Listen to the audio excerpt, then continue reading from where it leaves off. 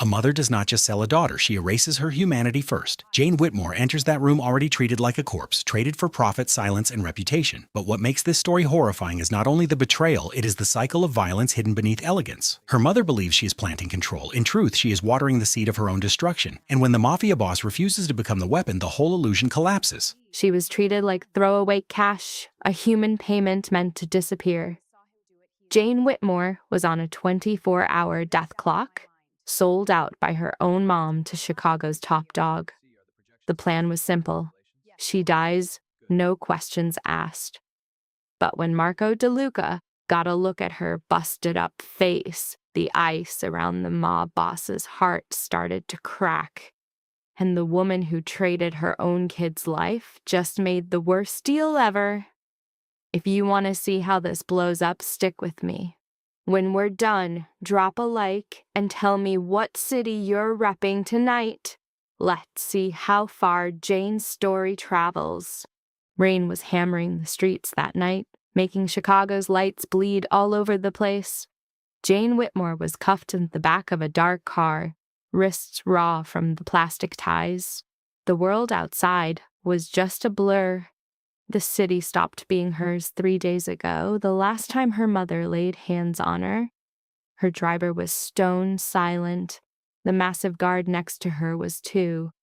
Just some random muscle she didn't care to know. She wasn't a person anymore. She was a package, a living payment for her mom's debt.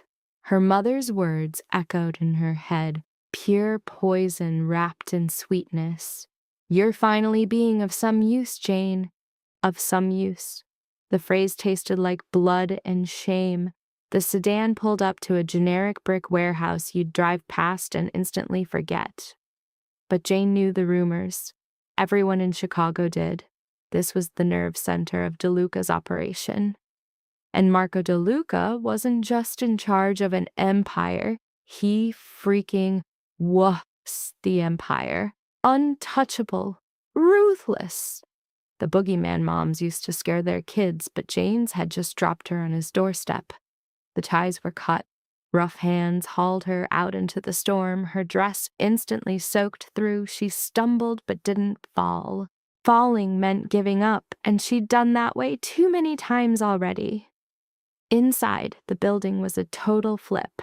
Slick floors, mood lighting, and the smell of expensive leather and cologne. 2 goons marched her down a hallway that felt like it went on forever. Her heart was hammering against her ribs, screaming at her to run, but there was nowhere to go. There never was. They stopped at a heavy oak door. One knock, and it swung open. The office was surprisingly cozy. A fire roared in a massive stone fireplace.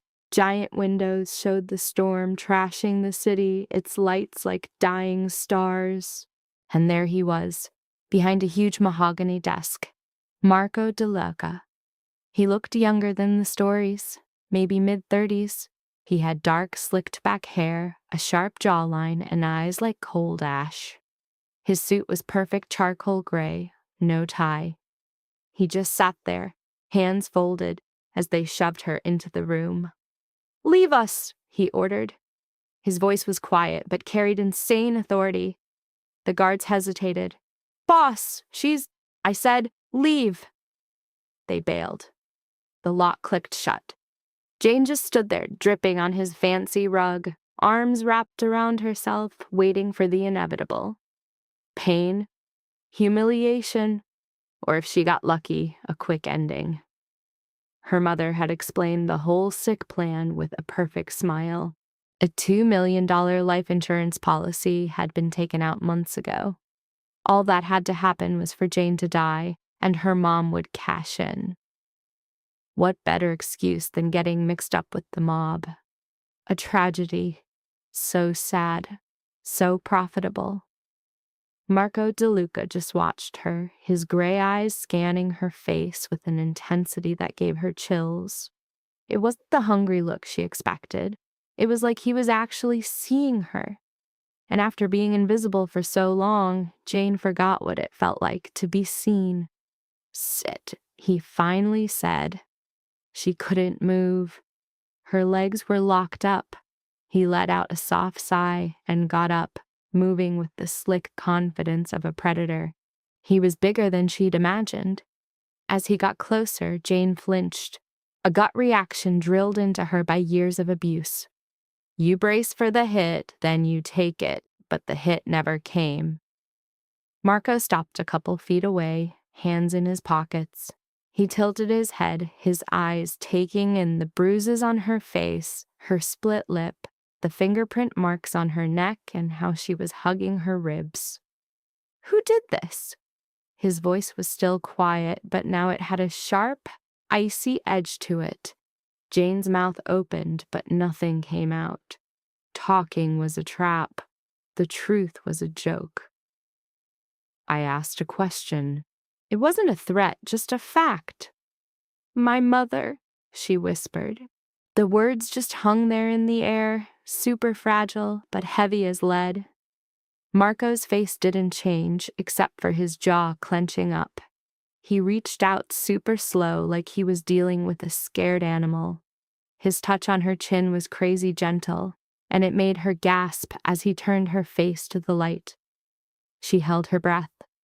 He inspected her injuries like an expert checking for flaws, noting every single mark, every cut, and the terror in her eyes. When he let go, Jane almost fell over. Sit, he said again. This time she obeyed. She basically collapsed into a leather chair across from him, shaking so hard her teeth started to chatter. Marco went back to his desk, but stayed standing. He grabbed a fancy decanter, poured some amber liquid into a glass, and set it down in front of her. Drink this. I can't. That was an order. Her hands were trembling as she picked up the glass. The whiskey burned all the way down but snapped her out of the fog, making everything sharp again. Marco just watched her, totally patient. Why are you here? Jane's voice was a wrecked whisper. You tell me, he shot back, leaning back and lacing his fingers. I was told a payment was being delivered tonight to clear a debt from your mother. What I wasn't told, he went on, was that she was planning on using her own daughter as collateral. A nasty, broken laugh ripped out of Jane. Payment? Is that what she called it? Marco's eyes narrowed. What would you call it? A hit. The word just flew out. She's got a life insurance policy on me for $2 million. She just needs me to stop breathing so she can collect. The room went completely still. Marco didn't move a muscle, but the air got ice cold like it was turning against her. Say that again, he ordered, his voice getting real quiet and real dangerous. So she told him everything. The policy, the fake accident, and her mom's psycho smile while she explained that no one ever questions a death connected to Marco DeLuca. She told him about how the beatings got worse over the last month, all to build a fake story of an abused woman meeting a predictable end. She talked about the years of being kept isolated, shaped into someone quiet and easy to throw away. When she finished, Marco DeLuca was like a statue. His face was pure stone, but his eyes were blazing with a cold, controlled fire. She brought you to me so I would kill you, he said. It wasn't a question. Yes. And you still came. Jane's laugh was just a hollow sound. Where else could I go? She made sure I had no money, no friends, no one who'd believe me over her. For the first time in her life, she held someone's gaze without looking away. So, yeah, I came, because at least this way it's over. Marco shot up from his chair so fast it made Jane flinch again. He saw it. He freaking always saw it.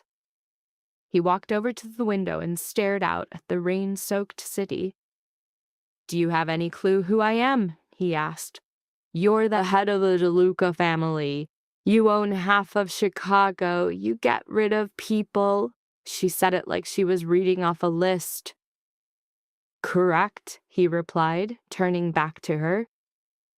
I am all of that, but I don't kill women. And I sure as hell don't kill women who are delivered to me looking bruised and broken like a piece of meat. Jane just stared at him, totally confused. This was not part of the plan she'd prepared for. Then what are you going to do with me? Marco's smile was sharp and all predator, with absolutely zero warmth. I'm going to make your mother regret the day she was born, but first I have a question for you, and I need the absolute truth.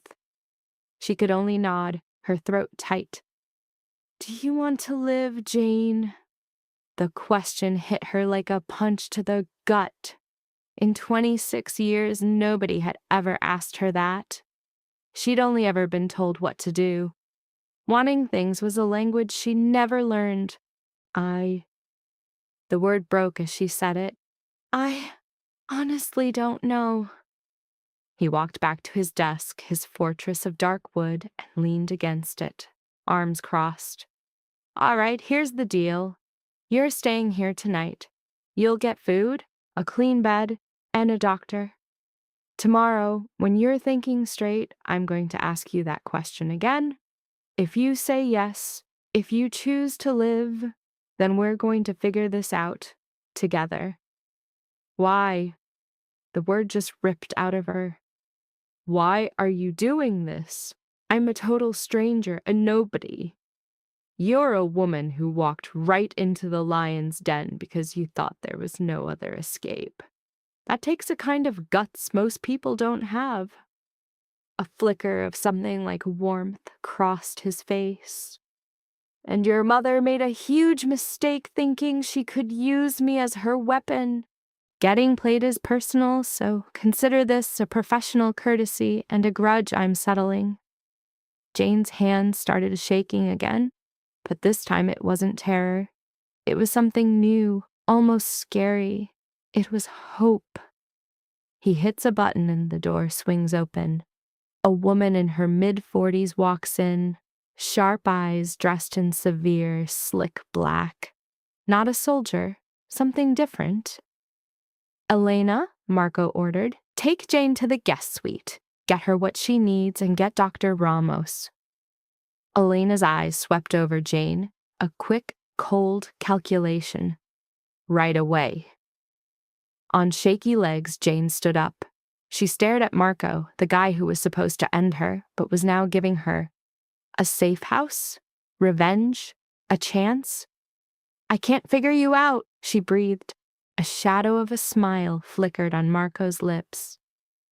Maybe you will, maybe you won't, but at least you'll be breathing while you try. Elena guided her down hallways straight out of a movie. Thick carpets ate every sound. The art on the walls was worth more cash than Jane had ever seen. The silence here was a shield, not a tomb. An elevator glided up 3 floors, its doors opening to a room that sucked the breath right out of her. This suite made her tiny apartment with her mother look like a closet. Huge windows showed off the city. A massive bed screamed comfort, and the bathroom was big enough for 3 people.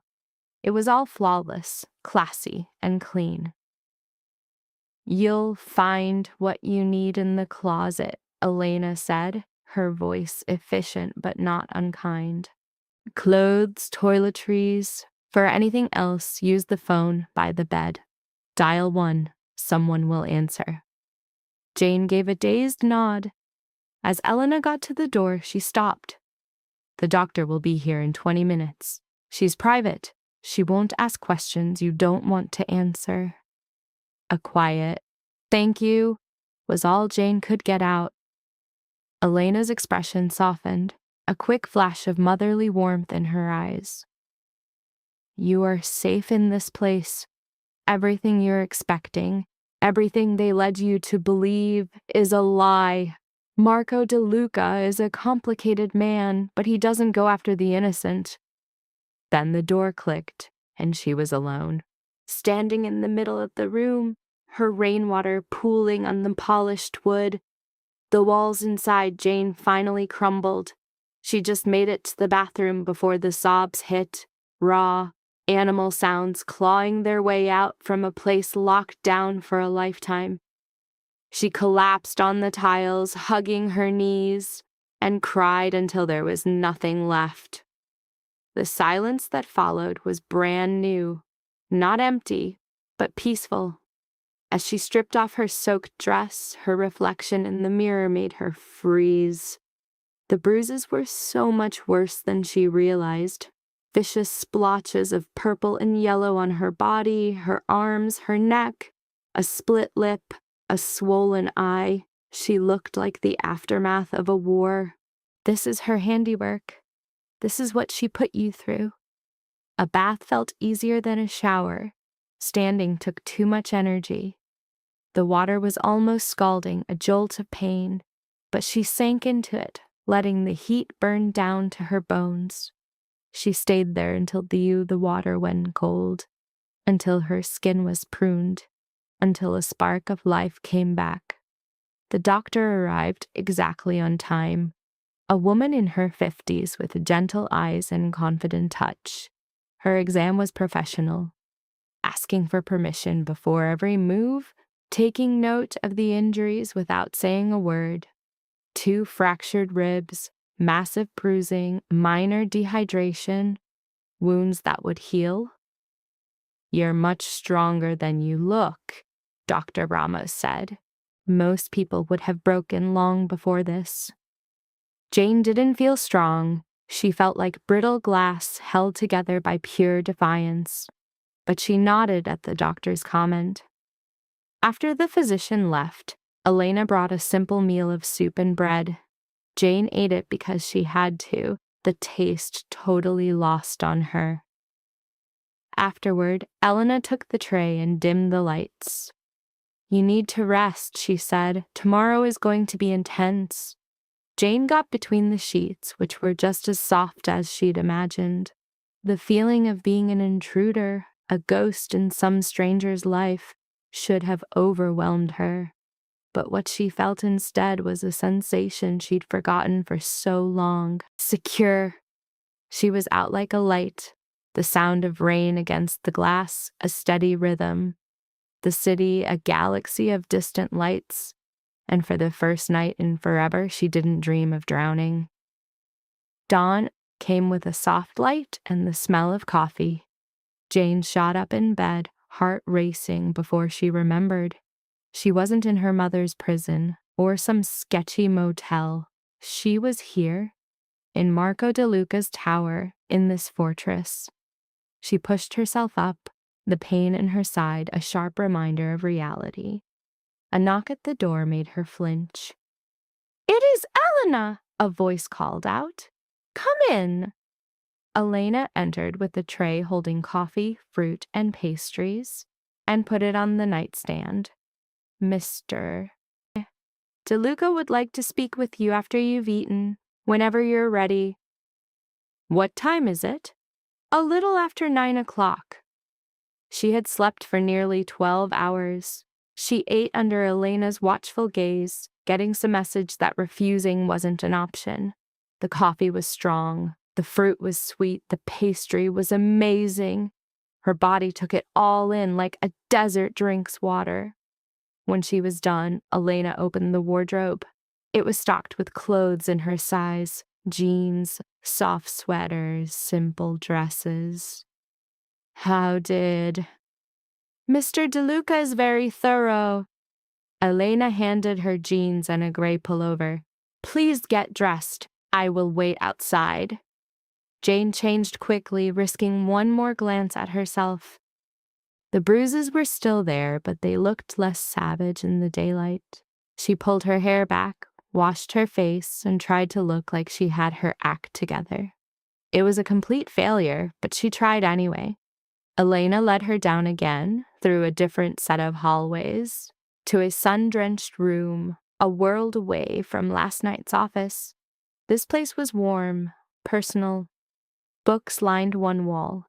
A huge sofa faced a private garden. At a small table, Marco De Luca was reading a newspaper. a coffee beside him. He looked up as she entered. "Sit." And like that, Elena was gone. Jane took a seat. Marco crisply folded his newspaper and set it down. His look was unchanged, still sharp and sizing her up. "How do you feel?" "Like I got run over by a truck." Blunt and accurate. He poured another cup of coffee and slid it to her. "Dr. Ramos confirms you'll make a full recovery. The ribs will take a few weeks." Jane grabbed the warm mug. "Why are you doing all this?" "I told you last night." "No, the real reason. What's your price?" Her voice was harder now, with an edge. "Nobody gives this kind of help away for free." Marco leaned back, crossing his arms. She braced for anger, but a tiny smirk played on his lips. "You're a lot smarter than you let on." "I didn't have a choice. Being naive in my mother's world is a death wish." "A good point." He picked up his cup. "This is the truth, Jane. Your mother tried to screw me over. She set up a scenario to frame me for your murder, getting rich while I took the fall. That annoys me. So yes, there is a price. I need your help to make sure she gets what's coming to her. But I'm not going to make you. You can walk out that door right now if you want. I'll set you up with cash, a new identity, a chance to vanish. No catch." Jane's throat felt tight. "And if I stay? Then we will make her regret every single move she has ever made." His voice dropped, turning ice cold. "Together." The word hung in the air, a heavy promise. Jane set down her mug. Her hands were shaking again, but not from fear, from rage, a white-hot fury she'd spent her whole life bottling up. "How would we do it?" Marco's smile was all predator, no warmth. "First, we go public with your survival. We make it known you're under my protection. That move alone is a declaration of war. Second, we dig up proof of her crimes, every scam, every lie. And third," he paused, his eyes flashing, "we tear her down in front of the high society she worships. We will take away everything she values." "Her name?" Jane breathed. "Exactly. She'll come after me. That's how she is." "Let her try." The words were like silk wrapped around steel. "This time, she's fighting someone who knows how to win." Jane looked at the man in front of her, a criminal, a killer, a guy who should terrify her. Yet being near him, she felt a dangerous jolt of her own power. Why do I trust him? Because he's been straight with me, and because deep down I know he's my only way forward. He leaned in, his arms on the table. "So, I'll ask you again, Jane. Do you want to live?" The answer was instant. "Yes." "Good." Marco stood, holding his hand out across the table. "Then let's get started." Jane took his hand. His grip was solid, a warm, steadying force. And for the first time in 26 years, she felt the touch of an ally, not an opponent. Maybe even a friend. The rain had stopped. Outside the window, Chicago glittered in the morning light, crisp and full of promise. Jane had made an art of being small, of being quiet, a ghost in her own existence. But in that moment, hand in hand with Marco DeLuca, something deep inside her shifted. She was done fading into the background, and her mother had no idea what kind of storm was about to hit. The training began that same afternoon when Marco led her to a smaller, more private room with a glass wall that overlooked a quiet garden. In the middle of the room sat a table absolutely buried under files, photos, and legal docs. Jane saw her mom's handwriting on a few and her stomach just dropped. Marco's voice was quiet as he offered her a chair, telling her to sit. She took it, staring at the absolute mess. What is all this? The blueprint of her mother's entire life. Every shady deal, every lie, every time she chose money over morals. He sat down opposite her, slid a folder over, and opened it up. Inside was proof. Bank statements, pictures of cashed checks, wire transfer records. The woman was skimming from the charity she ran. 10,000 here, 20,000 there. Small enough amounts to not set off alarms, but big enough to fund a secret high life. Jane's hands balled into fists. She swore up and down the charity was constantly about to go under, that they were too broke for anything nice. It was all a complete lie. Marco slid another file her way. She was also running 3 different accounts through shell companies, had cash stashed in the Caymans, and a Miami condo she bought with clean money. He tapped a paper. Your mother's worth about $8 million, all while she had you believing you were broke. The whole room started spinning. Jane gripped the table, trying to breathe, past the fire exploding in her chest. 8 million? While she wore the same 3 outfits on repeat, while she lived on instant ramen because food was a splurge, while her mom told her, over and over, that she was just a burden. Why? The word barely came out. Why would she do that? For total control. Marco's voice was cold, like a guy who'd seen this exact type of evil 100 times before. Money gives you options. Options give you power. She kept you with none on purpose. Jane stared at him, her eyes blurring up with tears she refused to let drop. And the insurance policy? Marco pulled out another folder, this one way thinner. Inside was a copy of the policy. $2 million, with Jane as the insured and her mother listed as the only one to get the payout. The policy started just 4 months ago. She bought this right after your 26th birthday, Marco said. Old enough that the law doesn't see you as her dependent anymore. Old enough that if you suddenly died, it wouldn't raise too many red flags.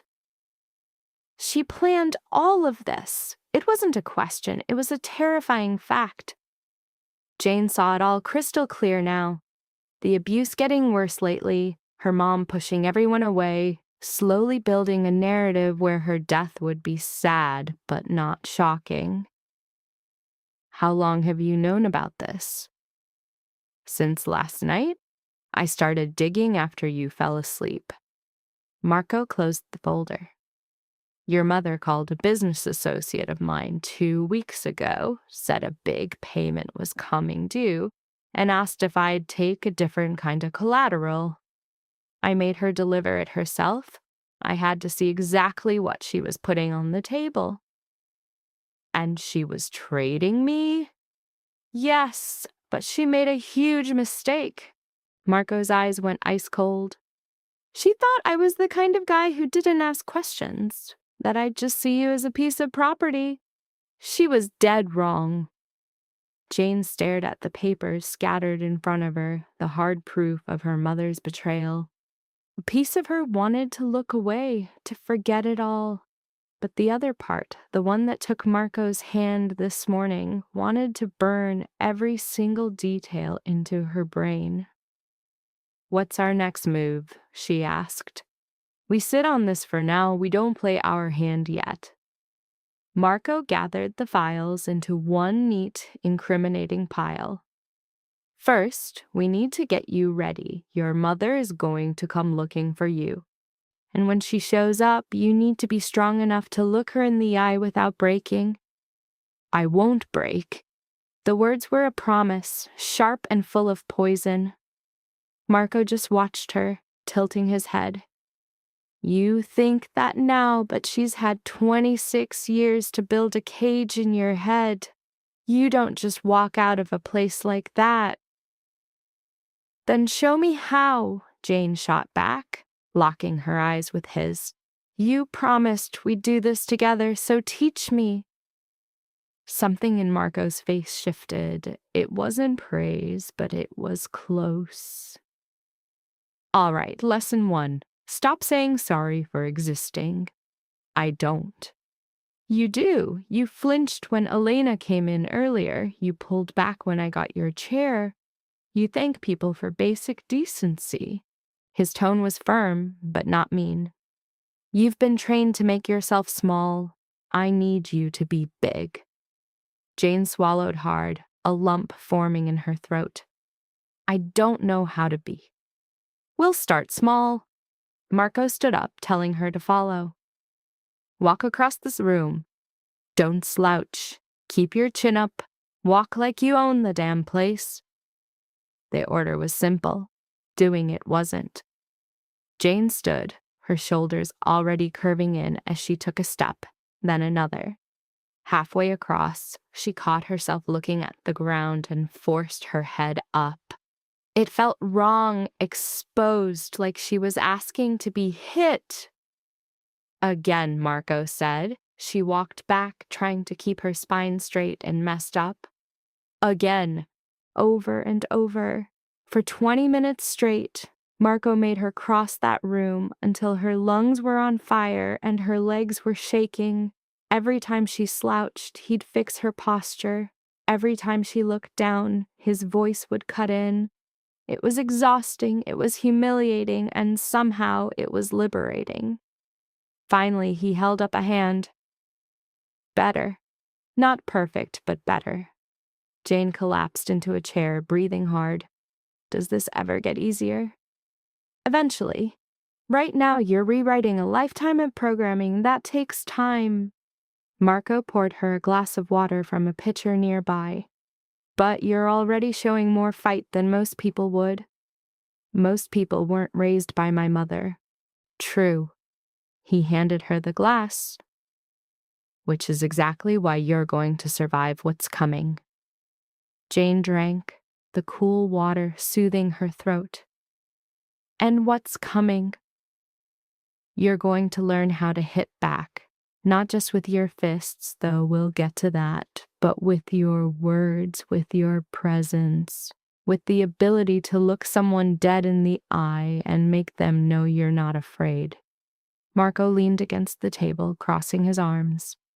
Your mother's biggest weapon is fear. We're taking it away from her. How? By making you untouchable. The word hung in the air, feeling like a shield. Untouchable. It sounded impossible, but not more impossible than plotting against her own mother in a mob boss's hideout. When will she find out I'm alive? Jane asked. Soon. I'm having a message sent this afternoon. Marco's smile was sharp as a blade. Nothing direct, just a little hint that her latest delivery didn't go as planned. Jane's heart started pounding. She'll come here. Probably. And when she gets here, you'll be ready. He pushed off the table. Let's go. There's someone I want you to meet. They left the room and walked through more hallways. Jane found herself making a mental map of the place, learning its layout before they got in an elevator and went down 2 floors. When the doors opened, they stepped into what looked like a private gym. Weights, punching bags, and mats were everywhere. And right in the middle, a woman in workout gear was throwing a series of seriously vicious kicks. She stopped when she saw them, breathing hard, her dark hair pulled back in a tight braid. She looked about 30, was pure muscle, and had the kind of faint scars that told a story. Jane, meet Risa, Marco said. She's going to teach you how to fight for your life. Risa's eyes scanned Jane from head to toe, a totally professional once-over. Ever been in a real fight before? Not one I've won. Good. Means you don't have bad habits I have to fix. Risa grabbed a towel, wiping sweat from her forehead.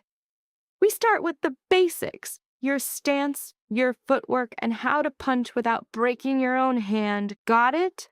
Jane just nodded, her throat suddenly tight. Great. Go change. There's gear for you in the locker room. Riza pointed to a door on the other side of the gym. And leave the fear out here. It's useless to you now. Marco put a hand on Jane's shoulder for a second, a solid, grounding touch. You got this. Jane wasn't so sure he was right, but she went to the locker room anyway, changing into the perfectly sized training clothes left for her. She walked back out feeling like a total fraud. Riza was waiting, her focus locked in. Okay, Riza said, let me see your fighting stance. Jane had no idea what that meant. She just stood there, shifting her weight to one foot, her arms hanging loose. Riza started circling her like a shark. You need balance. Feet shoulder width apart, knees slightly bent, hands up to protect your face. Riza demonstrated the pose, and Jane copied her. Better. Now, when someone grabs you, what's your first move? Run. Wrong. I mean, not totally. Running's good. But when you can't... Riza moved lightning fast, her hand snapping around Jane's wrist. Jane instinctively pulled back, tripping over her own feet. See? You pull away. That's what they expect. Instead, you move in, close the distance, and take away their leverage. She walked Jane through the move, in slow motion. Jane tried to do it, her brain fighting against 26 years of cowering from any threat. It felt completely wrong, like she was walking into a trap, every instinct screaming at her to do the opposite. Again, Riza ordered. They drilled it, over and over, simple moves, basic blocks, how to break someone's grip. With every hit, Jane's ribs were on fire, but she just gritted her teeth and took it. Riza was a total machine, correcting her form, pushing her right to the brink but never past it. An hour later, Jane was dripping sweat, her whole body shaking from the insane workout. We're done, Riza said flatly. You did better than I expected. Jane gasped. Feels like I got hit by that truck again. Riza actually grinned. Means it's working. Shower, eat. We go again tomorrow. Jane dragged herself to the lockers, peeled off her soaked clothes, and let the hot water kill the pain in her muscles. When she came out, Elena was there with fresh clothes, a silent operator Jane was starting to appreciate. Mr. DeLuca wants you for dinner, Elena said. 7 o'clock, main dining room. Jane's brain totally short-circuited. Dinner. That's right. Don't overthink it. A flicker of a smile played on Elena's lips. His bite is rarely fatal. But the dinner was way less intense than Jane braced for. The room was classy, not gaudy. A massive table for 12 was set for just 2 at the head. Marco was there, sleeves rolled up, glued to his phone. He glanced up when she walked in. Riza says you don't quit. That's good. Jane sank into a chair, feeling every ache. She probably also said I'm a train wreck. She said you're a blank slate. There's a difference. Marco poured them both some wine. A blank slate can be molded. A train wreck is just a loss. Just then, Elena appeared from a door Jane hadn't even noticed, setting down their plates. It was simple, perfect pasta with bread and salad. Real food, not a power play. Eat, Marco told her, his voice surprisingly gentle. You earned this. Jane picked up her fork and a wave of hunger hit her. The food was unreal. A small noise of pure satisfaction escaped her, and Marco actually laughed out loud. Good enough. I can't remember eating anything this real. Get used to it. Rosa's been my cook for 10 years. She'll be personally offended if you leave a single bite. A chill silence fell over them as they ate. Jane was just waiting with the other shoe to drop. The interrogation, the big plan reveal, But he just ate, refilled her glass, and let the quiet hang in the air. Finally, the tension was too much for her. "Why are you being nice to me?" Marco set down his fork. "You think this is me being nice? Isn't it? This is just business. You're no good to me, broken." He leaned back in his chair. "But if you're asking why you're not just another pawn on my board, it's 'cause I don't need to. Your endgame is my endgame. We want the same thing. Why make it messy?" "Most guys in your world don't see it that way." "I'm not most guys." Marco's gaze was solid steel. "And for what it's worth, I don't get my kicks from hurting people who don't deserve it. Your mother earned her karma, you didn't." Jane stared down at her plate, her throat feeling tight. "I don't know how to do any of this. You're handling it. I'm terrified." "Good. Terror keeps you sharp like a whetstone." Marco lifted his glass. "But don't let it control you. You've got more fight in you than you know." "Everyone keeps saying that," Jane's voice cracked. "But I don't feel it. I feel like one wrong move and I'll just fall apart." "Then fall apart. But do it here, behind these walls. Not out there where she can see it." That brutal honesty hit her like a punch. She looked at him and didn't see pity. She saw a guy who got it, another survivor who had rebuilt himself from nothing. "Did you have someone?" she asked quietly.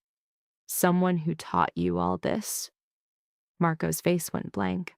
For a second, she thought he'd just ignored the question. He let out a sigh. "My father, his lessons weren't gentle, but he got the job done." "Was he like you?" "Worse." Marco drained his wine. "He ruled by fear. I learned quick that fear's a weak foundation. It only works until people stop being afraid." "So that's our plan? To make my mother afraid?" "No. Our plan is to make her irrelevant." A sliver of a smile cut across Marco's face. "Fear gives her power. We're going to take all of hers away." The idea clicked deep inside her. It felt like justice. Her mother spent her whole life trying to erase Jane, to make her nothing. This was the ultimate Uno reverse card. After dinner, Marco walked her to the elevator, totally relaxed and unreadable. "Rest," he said. "Tomorrow's gonna be harder." "Harder how?" "You'll see." Jane was dying to know more, but she was just too exhausted. She nodded, got in the elevator, and watched him disappear as the doors slid shut. Back in her room, she collapsed on the bed, not even bothering to change. Her old phone, a cracked relic from her past life, was on the nightstand. She'd powered it off days ago, scared of what she'd find. But now she had to know. With a shaky hand, she turned it on. 17 missed calls, all from her mother, 12 texts. Jane's hands trembled as she opened the messages.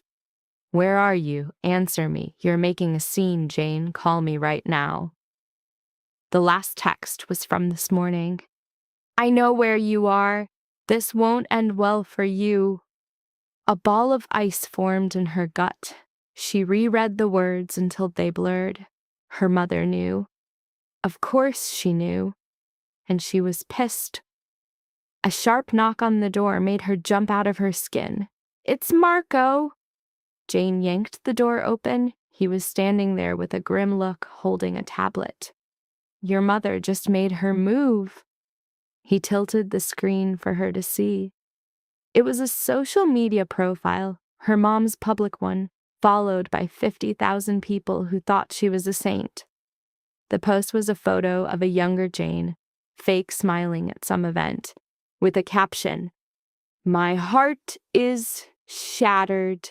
My daughter has been gone for 3 days. If you have any information, please contact me. She is not well and I am sick with worry for her safety. Hashtag help find Jane. Hashtag missing person." The comments were a tidal wave of sympathy. Hundreds of strangers were sending prayers, sharing the post, crying about the so-called tragedy. Jane's hands balled into fists. She's playing the victim. Yep, it's what she does best. Marco lowered the tablet. This is exactly what I figured she'd do. She's spinning the narrative. You're the unstable daughter, she's the suffering mother. When you surface, she'll claim you were kidnapped, manipulated, brainwashed. So what's our move? We let her set the stage. We let her think she's holding all the aces. A sharp, cold smile played on Marco's lips. And when she has the biggest audience, we're gonna pull back the curtain and show them the monster. When do we do that? Soon, but you need to be ready first. He handed her a heavy, fancy-looking business card. Dr. Levin is a therapist. She's a specialist in situations like this. Your appointment is 10 o'clock tomorrow. Jane stared at the card. You think I need to shrink? I think you've been hurt. There's a difference. Marco's voice softened a bit. You can't win this war if you're still carrying baggage from the last one. Dr. Levin will help you put it down. Jane wanted to say no, to act tough and say she could handle it herself. But the truth sucked. The panic attacks, the flinching, her mother's voice in her head, the poison was still there. Okay, she whispered. Good. Marco turned to go, but stopped at the door. Jane, you're holding it together better than you think. Don't forget it. He was gone before she could answer. Jane closed the door and leaned against it, letting out a shaky breath. Her phone buzzed. A new text from her mom. You cannot escape me. Jane just stared at it. Then with ice-cold calm, she typed back, watch me. She hit send before she could second-guess it. She turned the phone off, put it away.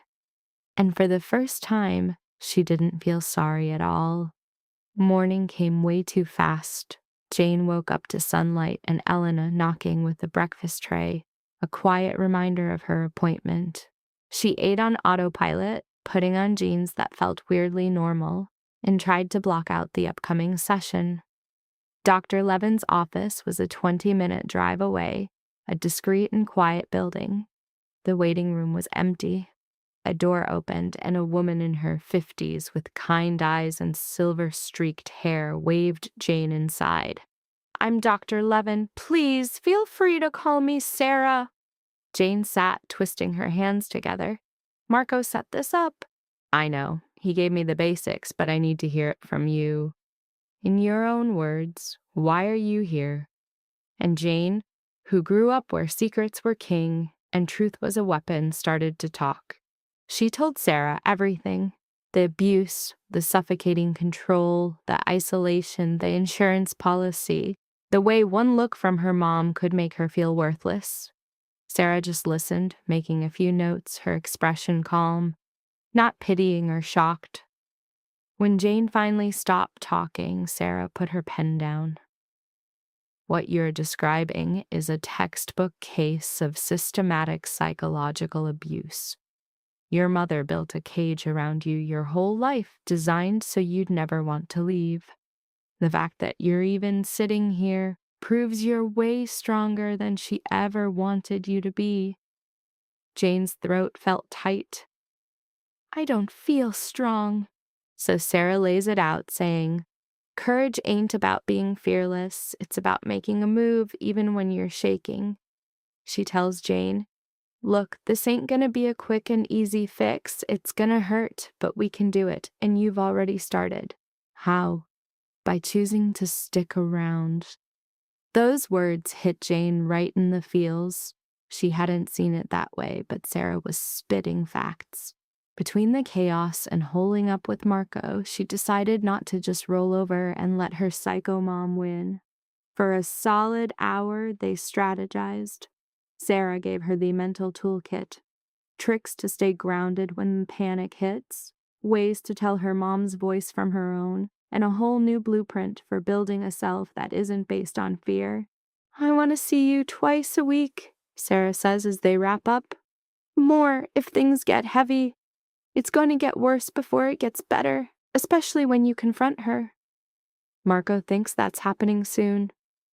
So we're going to get you ready together. Sarah slides over a small card.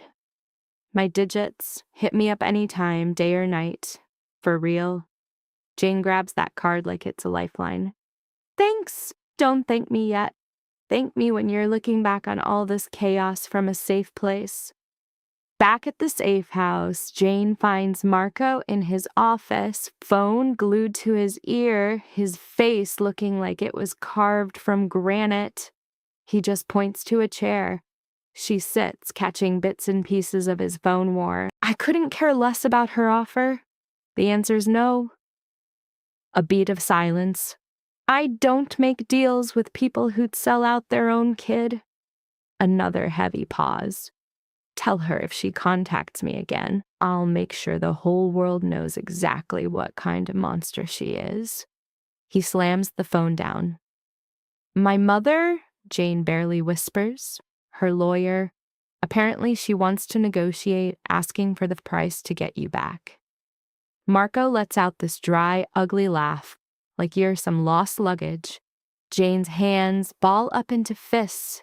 What did you say? That she can go straight to hell. Marco digs his fingers into his temples. She's making her move. The social media post is blowing up. They're looking for you. She's filed a missing person report with the cops. Can she make me go back? You're 26. Legally, no chance. But she's spinning this whole story that you're unstable. That I've brainwashed you, kidnapped you, whatever makes her look like the poor, heartbroken victim. Jane felt that old, familiar terror grip her chest. So what's the plan? Marco's eyes lock onto hers, dead serious. We prove she's a liar, and we do it so thoroughly there's no coming back from it. How? He shoves a folder across the table. Inside is a fancy invitation, gold lettering on thick paper for the annual Chicago Children's Foundation Gala, her mom's personal stage, where she plays the city's biggest saint. That's in 2 weeks, Marco says flatly. Your mother's gonna be there, along with 500 of Chicago's most influential people and a bunch of reporters. Jane's heart started pounding against her ribs. You want me to go? I want you to show up and let them see you alive, healthy, and then we're gonna let them see her. A smile hits Marco's lips, but it's all sharp angles and cold promises. You said you wanted to fight. Welcome to the main event. Jane stared at the invitation. 2 weeks, 14 days to become someone her mother couldn't shatter. Someone who could face a crowd and speak her truth without falling apart. The whole thing felt impossible, but so did breathing a few weeks ago. Okay, she exhaled. Let's do it. Marco's expression shifts, a hint of something like pride showing through. Then we start getting ready. The next 14 days were a blur of intense focus. Jane's whole life got a new rhythm. Weird at first, but then totally necessary. Mornings with Riza in the gym. Learning to own her space instead of apologizing for it. Afternoons with Sarah, digging through all the old baggage. Evenings with Marco, basically cramming for an exam on the who's who of Chicago's elite. Who's this? Marco holds up a pic of a silver-haired guy in a crazy expensive suit. Jane nails it. Richard Carmichael owns 3 hotels downtown, is on Mom's charity board, married to a trophy wife, and has a secret gambling problem. Perfect. This one? A second picture, this time a woman with killer cheekbones and eyes that saw everything. Patricia Weston, real estate queen, hates my mother's guts with a polite smile. They're rivals for the same big money donors. Marco puts the photos down, a flash of approval in his gaze. You're getting the hang of this. It feels like studying for a test I didn't sign up for. That's exactly what it is. But if you fail, your mother wins." He poured some coffee Elena left out, sliding a cup to Jane. "These people, they're all sharks. They'll smile at your mother as long as she's useful, but they'll tear her apart the second she's bleeding. All we have to do is make the first cut." Jane wrapped her hands around the warm mug. "And you're sure this is going to work? That they'll believe me over her? They won't have a choice. Not after they see the books." Marco spins his laptop around to show her. The screen was filled with spreadsheets, messages, documents Jane had never seen. "My people have been busy. For 7 years, your mother has been using this charity like her personal bank account. Fake employees, bogus expenses, donations that just disappear into thin air. It's all here." As Jane clicked through the files, she felt sick to her stomach. How did nobody see this? Because everyone wanted to buy her story. She's charming, hypnotic.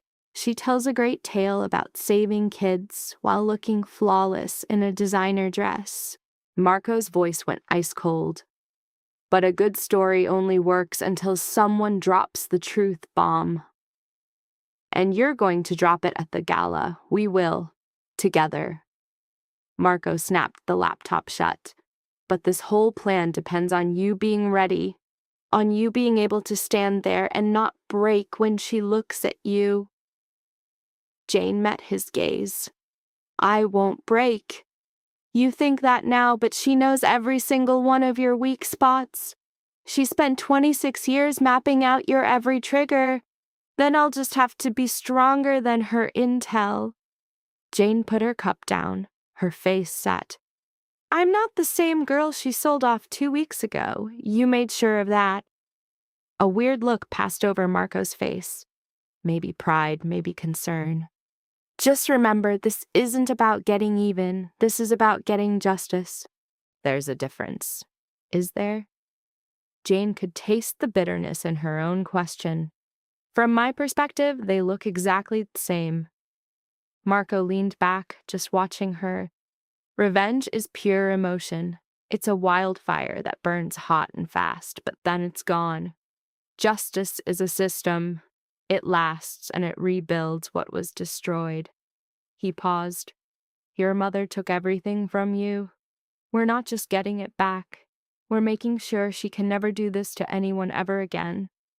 His words sank deep into her bones. He was right. This was bigger than her own pain, bigger than the damage her mother had caused her. There were other people being fooled, other people who believed the lie, and maybe other girls just like her. "Okay," she breathed. "For justice, then." The days all blurred into one long training montage. Jane's ribs finally healed enough that she could move without wincing. Her sessions with Risa went from self-defense to straight-up power moves, each hit building a steel core where fear used to be. Sarah taught her to spot her mother's voice in her head and how to shut it down, replacing it with thoughts that weren't all about making herself small. And Marco was always there, a quiet force at the background. He'd show up at the gym to watch her train, giving a small tip on her form. He'd sit through dinner with her, just listening as she talked about how hard it was to tear down a lifetime of fear. He never once mentioned a debt, never hinted that she owed him for any of this. It made her trust him in a way she'd never trusted anyone. Just 5 days before the gala, Elena came into Jane's room holding 3 garment bags. "Mr. DeLuca had these made for you," she said, hanging them in the closet, "for the event." Jane unzipped the first one and gasped. The dress inside was the color of a night sky with no moon, with clean, strong lines. Nothing like the frilly crap her mother used to make her wear. This was a dress for a woman, not a prop. It screamed power without saying a word. "It's beautiful," Jane whispered. "Try it on. We need to see if it fits." Jane slipped into the silk, and it felt like it was made for her. Not tight, but solid. She looked in the mirror and saw a total stranger. The last of her bruises were just faint yellow smudges. A stylist had given her hair an actual style, not just a mess. She looked like someone important. "He's got good taste," Elena noted, fixing a tiny seam he always has. Jane turned, checking out the new reflection. "What's the real reason for all this?" Elena's look got a little sad. "You'd have to ask him, but if I had to guess, I'd say you remind him of someone, or maybe a version of himself from a long, long time ago." Elena smooths out a perfect crease, dropping some heavy truth. "Mr. DeLuca isn't the type to offer help, but when he does, it's 100%. You're lucky." Jane isn't feeling it. "You're breathing, aren't you? And you're about to absolutely wreck the person who wanted you gone." "That ain't luck, kid. That's survival." After Elena bounces, Jane stares at her reflection. The woman at the mirror looks like a stone-cold killer, not the broken mess from 2 weeks ago. But under the designer dress and perfect hair, she feels it. That cold knot of fear just waiting. What if she sees her mom and just freezes? What if all this prep goes up in smoke the second they're in the same room? A knock at the door snaps her out of it. It's Marco. Jane lets him in. He's in his usual expensive suit, but his face looks softer than normal.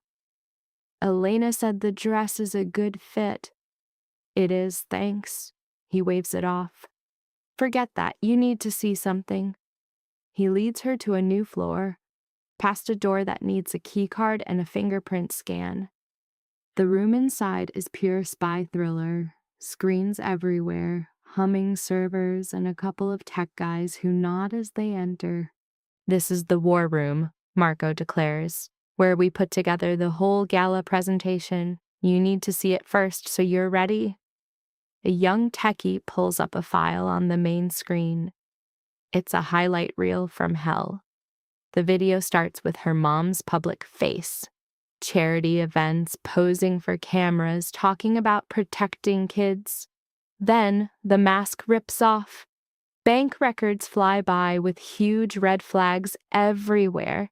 Shady transfers, hidden accounts, and messages about shutting people up.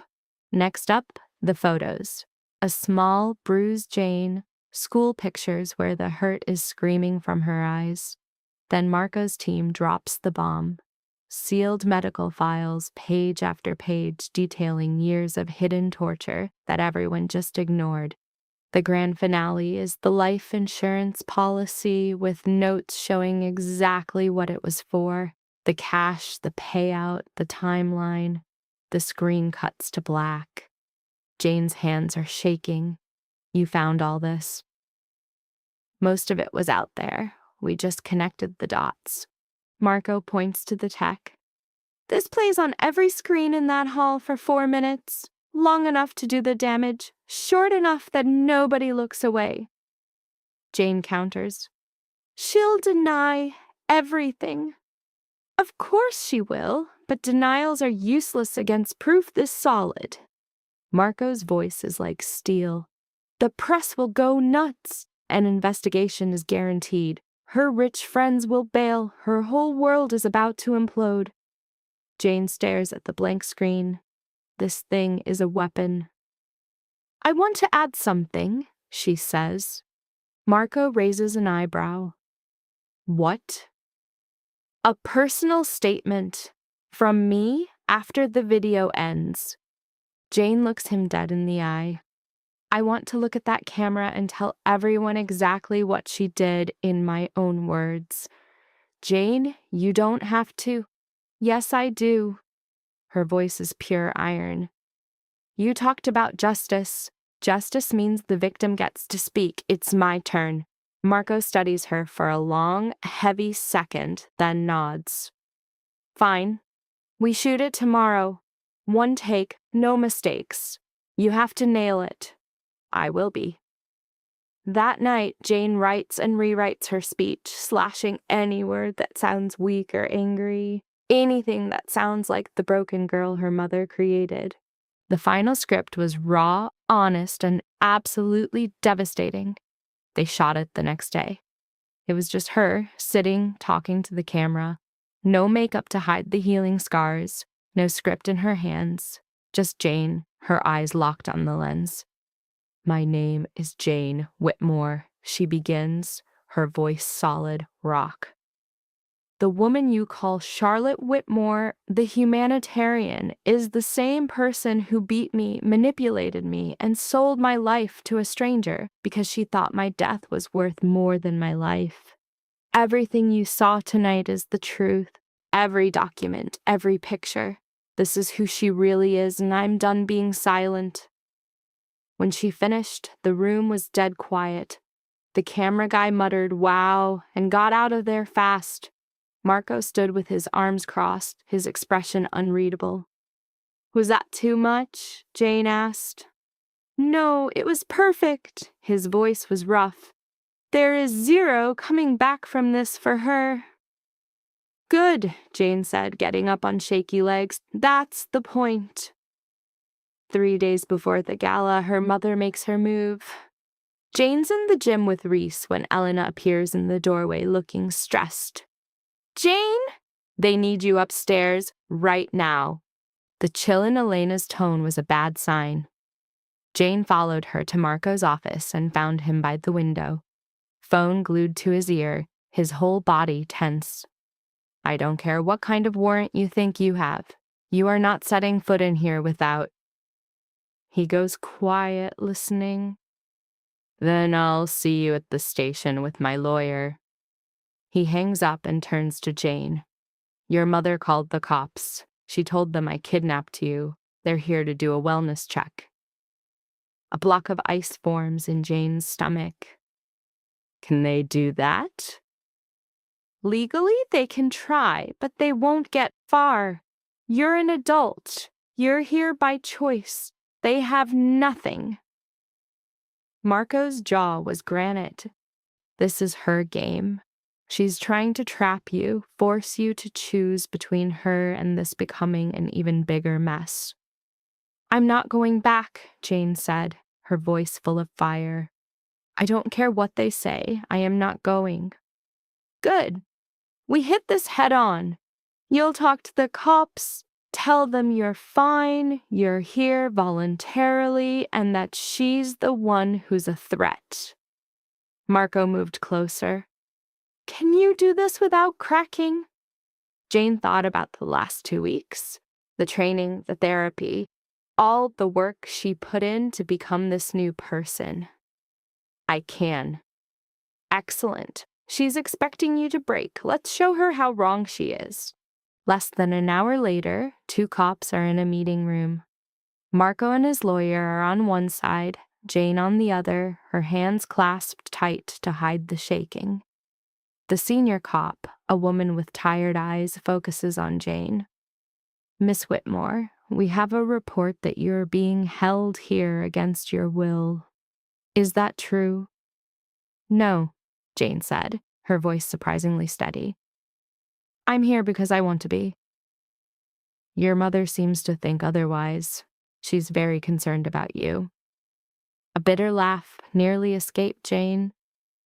"My mother is concerned about her public image, and that's it."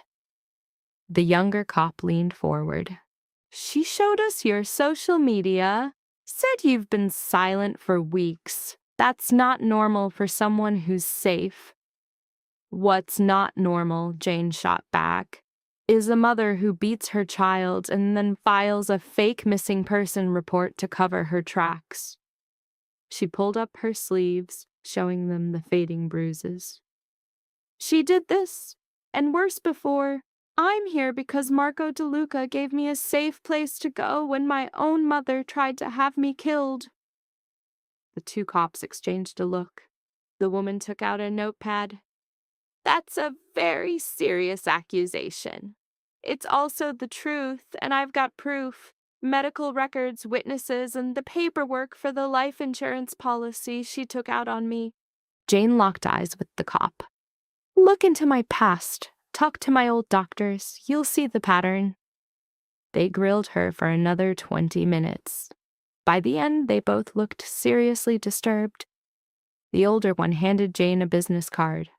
If you need help, call this number, Victim Services. I'm getting help now, Jane said, glancing at Marco.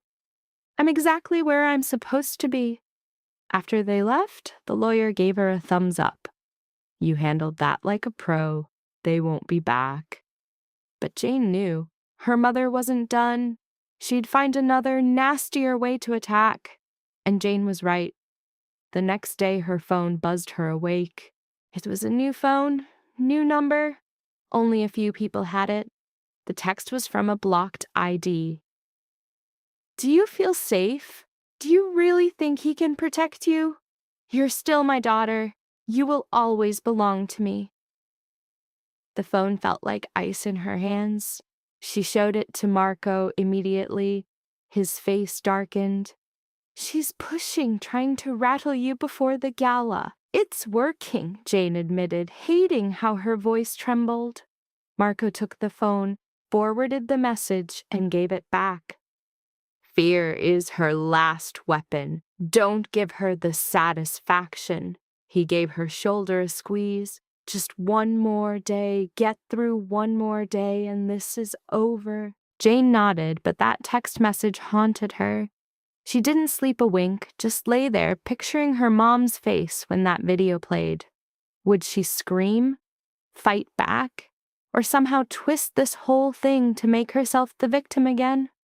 The morning of the gala, Jane got up before dawn, moving like a zombie. She went through her routine: water, coffee, Sarah's breathing exercises. Reese showed up for a final training session, not about fighting, but about staying centered. You are so ready for this, Reese told her. Remember everything we worked on. Walk in there like you own the place. Never say you're sorry. You're in command now. Jane's having a last-minute panic attack, thinking she'll freeze. But Reese is like, you got this. Tells her if she stumbles, just breathe and get back in the zone. Reese's hand on her shoulder is a solid anchor. He says she's way tougher than she knows. Go be a boss. Later, Elena arrives to handle the prep. The dress, heels, and low-key jewelry were all Marco's picks. Her hair is pulled back tight, revealing everything.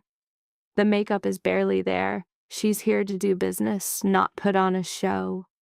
When Jane looks in the mirror, it's a stone-cold stranger looking back.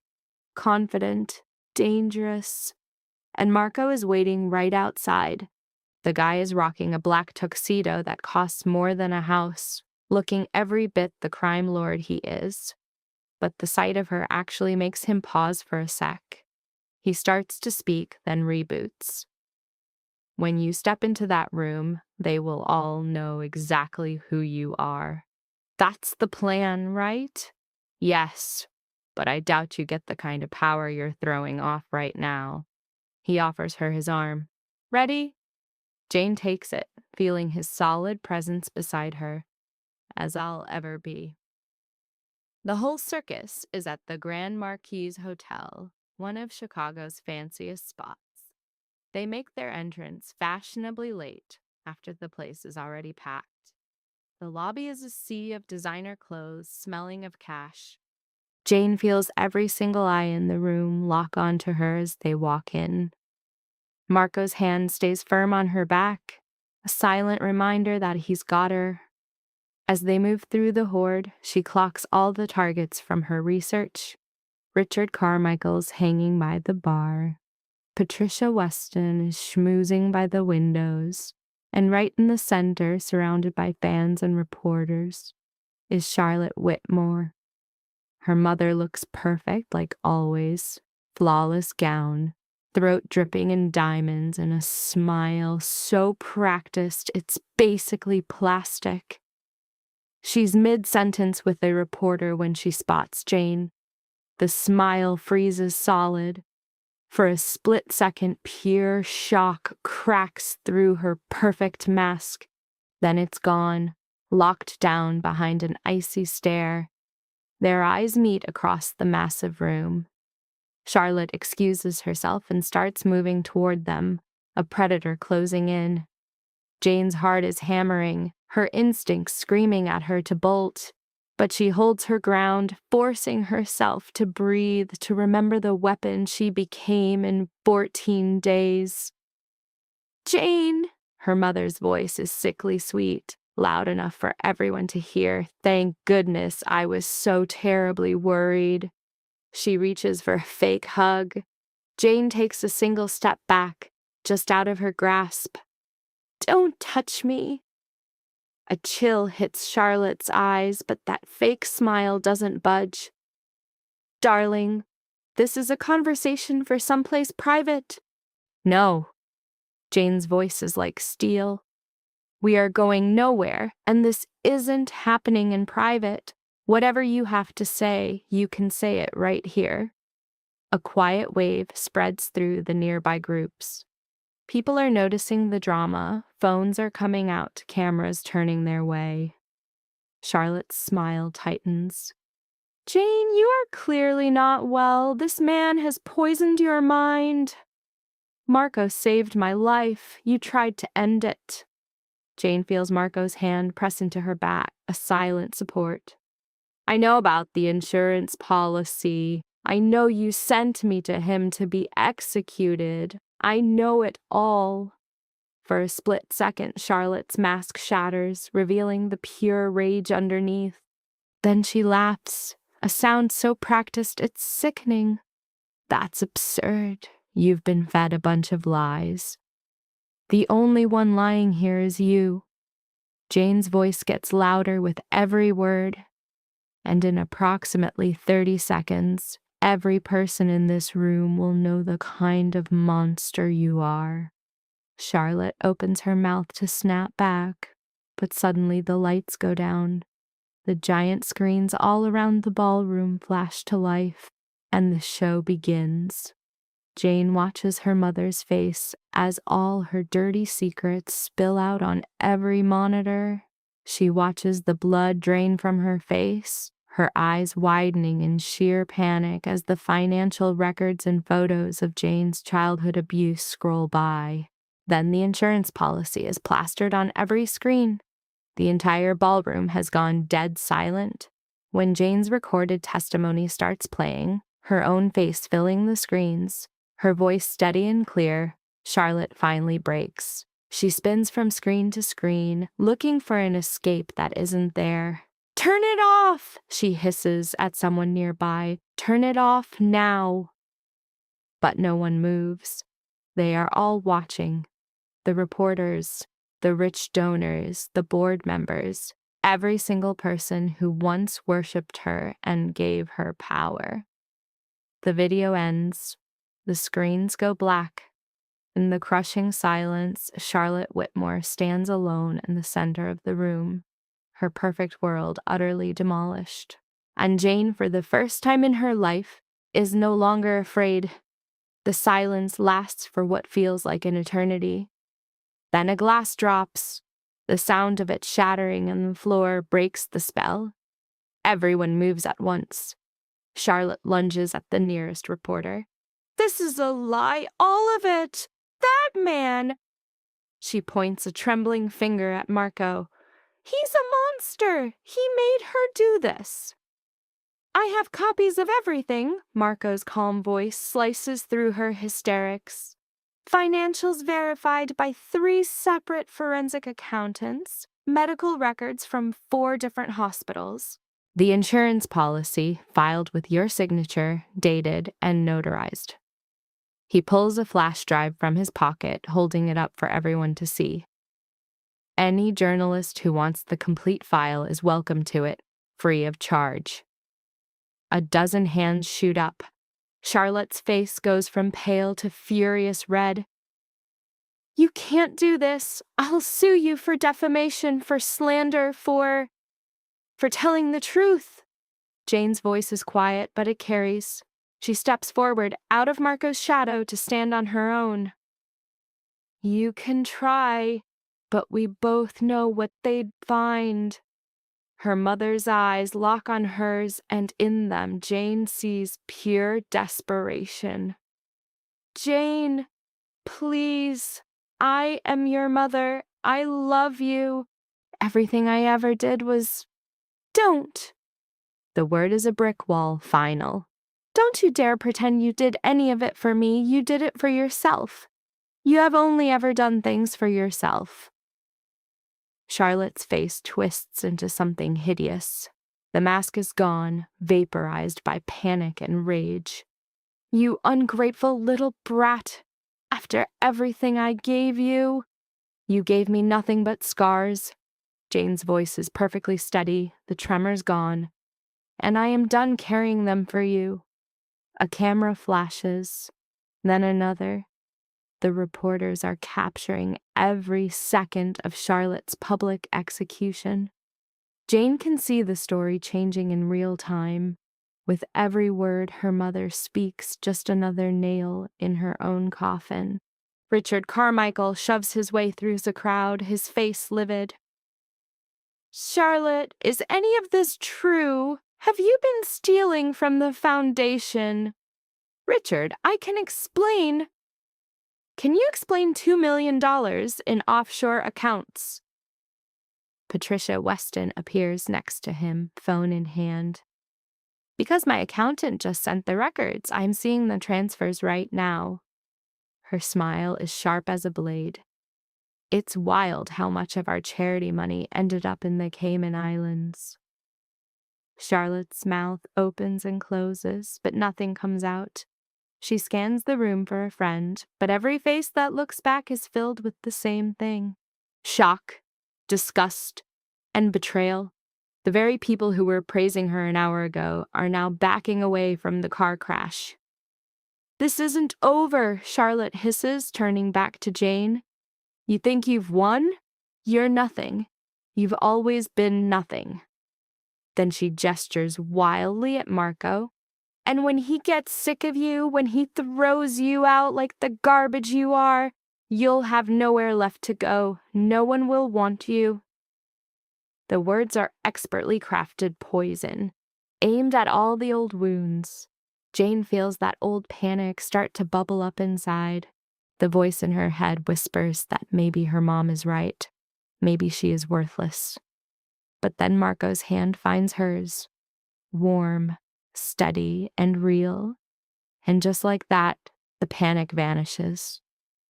Jane looks at her mother, really looks, and doesn't see a giant from her childhood, but a small, nasty woman whose power was built on making others feel small. Without that power, without the fear she weaponized, Charlotte Whitmore is just pathetic. You're right about one thing, Jane says softly. I was nothing. You made sure of that. But I'm not that person anymore. And you... Her eyes sweep over the ruined woman. You are exactly what you've always been. The only difference is that now everyone else can see it too. Charlotte opens her mouth, but she's cut off by a new voice from the edge of the crowd. Charlotte Whitmore! Two men in suits move through the spectators, flashing badges. Detectives. Jane recognizes one from Marco's files, a man who owed him a favor, planted here on standby. We have some questions about financial irregularities at the Children's Foundation. You'll need to come with us. I'm not going anywhere. Charlotte's voice turns into a shriek. This is harassment. I have rights. You have the right to remain silent, the detective says calmly. I'd suggest you use it. It wasn't an arrest. Not yet. It was just an invitation she couldn't refuse. But the clueless guests saw none of the real story. They just watched the insane spectacle of Charlotte Whitmore getting hauled out of her own party by the cops.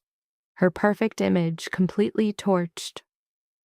Jane watched her mother get dragged through the doors and felt this huge hole open up inside her. It wasn't relief, not really. It was the empty space left by a burden she'd carried so long she forgot it was there. Marco's hand was still holding hers. She looked up and he was just watching her with a look she couldn't figure out. "You good?" he asked quietly. "I have no idea," she said, dead honest. "Check back tomorrow." The ballroom went into total meltdown. Reporters shouting, board members fighting, and guests stampeding for the exits. The music cut out. The party had officially imploded. Patricia Weston appeared out of nowhere, her eyes flashing with ice-cold opportunity. "Mr. DeLuca, Ms. Whitmore, that was some show." "It wasn't a show," Jane shot back. "It was what happened." Even better, Patricia's grin was pure predator. "The Foundation's board is gonna need a new boss, someone with a spine. I'm putting your name forward, Jane, if you're interested." Jane just stared, totally stunned. "I don't know the first thing about running a charity." "You know what it's like to need help and get shut down? That makes you more qualified than any of these vultures." Patricia scanned the room with total disgust. "Think about it. We'll talk next week." She was gone before Jane could even think of a reply. Marco steered her toward a side exit, away from the screaming mob and camera flashes. In the silence of a hallway, Jane finally took a real breath.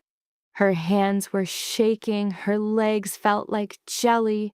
The adrenaline that got her through the showdown just crashed, leaving this massive void inside. "I need to sit down," she whispered. Marco found her a bench. She put her head between her knees, trying to focus on Sarah's breathing trick. "In for 4, hold, out for 4. You absolutely did the right thing," Marco said, sitting next to her. "Way more than right." "I feel like I'm gonna puke." "That's normal. You just went toe-to-toe with the monster that's been haunting you your whole life. Your body's just now processing the shock." A shaky laugh escaped her. "Is that your professional opinion?" "I've been in a few fights. You learn to recognize the quiet that comes after the storm." His voice was low. "Just breathe." For a long time, she just sat there with him, his solid presence a rock while chaos raged in the ballroom. Bit by bit, her hands stopped shaking. Her breathing evened out. The world stopped spinning so damn fast. "What happens now?" she asked. "The cops will build their case. The board will start digging into the finances. The media will have a field day with her for weeks." Marco's tone was all business. "The life your mother had is over. The empire she built is about to turn to dust." "And what about me?" "That's up to you now." He turned, looking right at her. "You're free, Jane. For real. Your life is finally your own." The word felt weird. Freedom. A future that wasn't dictated by someone else's cruelty. She had spent so much time just surviving, she never figured out how to actually live. "I don't know what I want," she admitted. "Then it's time you found out. You've got time." Marco stood up, offering a hand. "But right now, let's bounce before the press finds this hallway." They ducked out a service exit, dodging the pack of reporters camped out front. Marco's car was already there, engine running.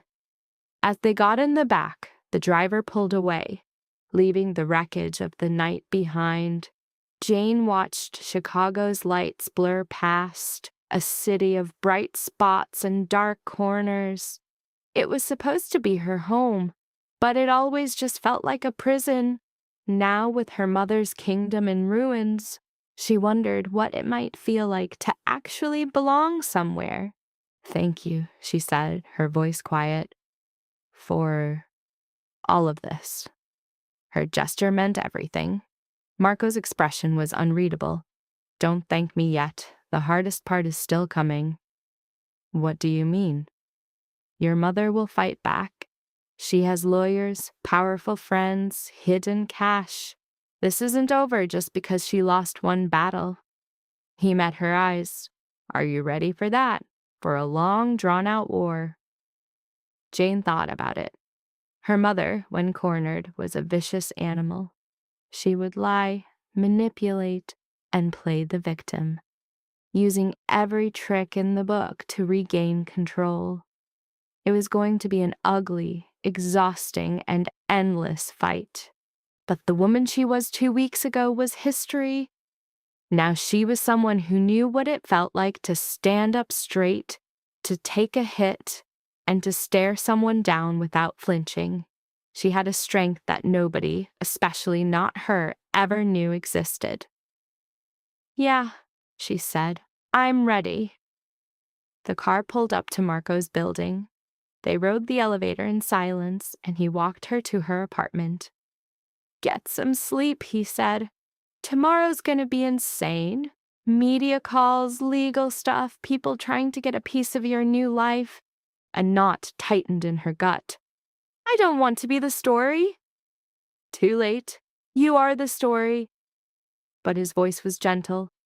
"Elena will screen the calls. Just focus on you. Call Sarah. Process everything. Don't let them push you. And you, what are you going to do?" A tiny smile appeared on Marco's lips. "Make sure there are no legal loopholes, that the evidence is rock solid, that she pays for what she did." He paused. "And that you stay safe. She's dangerous when she's desperate." "You think she'd try something?" "I think she's got nothing left to lose. People like that make bad decisions." His jaw clenched. "But she won't get to you. I'll make sure of it." She started to argue that she could handle herself, but stopped. The truth was, it felt good knowing he was watching her back. It was a level of trust she'd never had in anyone. "Okay," she whispered. "I'll be careful." "Good." He started to leave, but stopped. "Jane, what you did back there, standing up to her. Most people don't have that kind of guts. You should be proud of that." He was gone before she could say anything. Jane went inside, closed the door, and leaned against it. She thought she'd feel victorious, but all she felt was bone-tired. An exhaustion so deep it felt like it was in her marrow, making it a huge effort just to change her clothes. She managed it, trading the dress for pajamas and wiping off her makeup. The mirror showed her face again. Just Jane. Not the dolled-up puppet from the party or the broken girl from before, but someone new, taking shape. Her phone buzzed with a text from Sarah. "Saw the news. Call me whenever, for whatever." A small smile found its way to her lips. She didn't have the words to talk, but a quick thank you text felt right. Sleep felt impossible, but the second her head hit the pillow, she was out cold. She was in a deep, dreamless sleep until Elena knocked late the next morning with coffee and news that her phone was blowing up. "Reporters," Elena said, setting the tray down. "Lawyers, random people claiming they're related. I'm filtering them." "Is there anyone I actually have to talk to?" "Not unless you want to. Mr. DeLuca's orders are for you to take the day, rest. The world can wait." But the world wasn't about to wait. Jane was barely through her coffee when Marco showed up. His face set like stone. "We have a problem." A cold feeling hit her stomach. "What kind of problem?" "Your mother made bail an hour ago. She's holding a press conference this afternoon."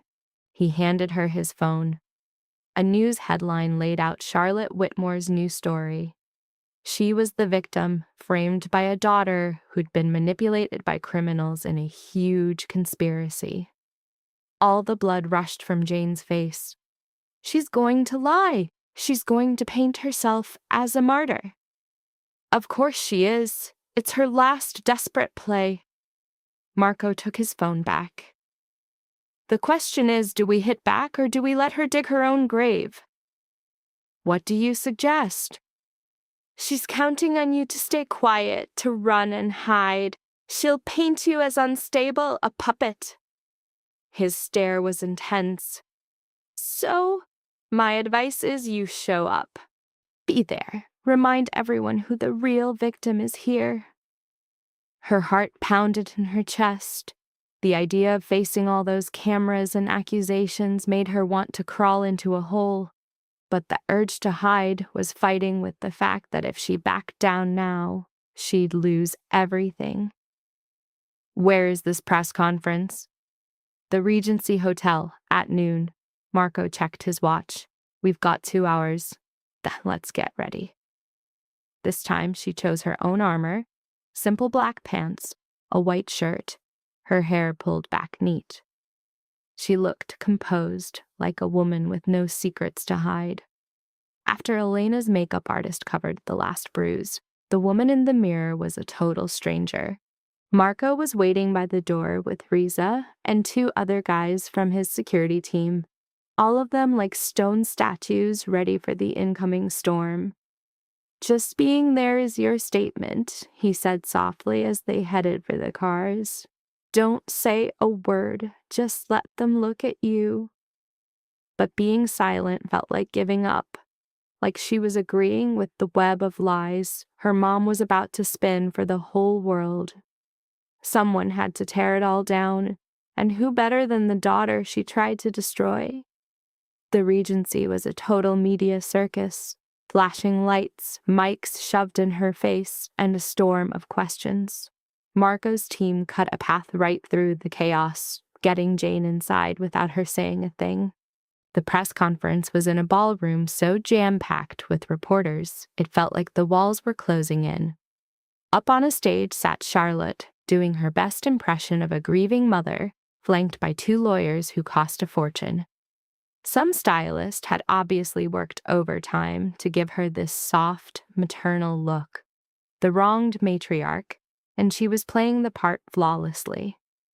The second Jane walked in, Charlotte's whole act glitched for a millisecond, a flash of pure rage, before the mask was back in place. Marco and Jane snagged seats at the back, refusing to be pushed into the shadows. Cameras immediately swung their way as Jane, looking cool as ice, got ready to watch her mother lie to the world.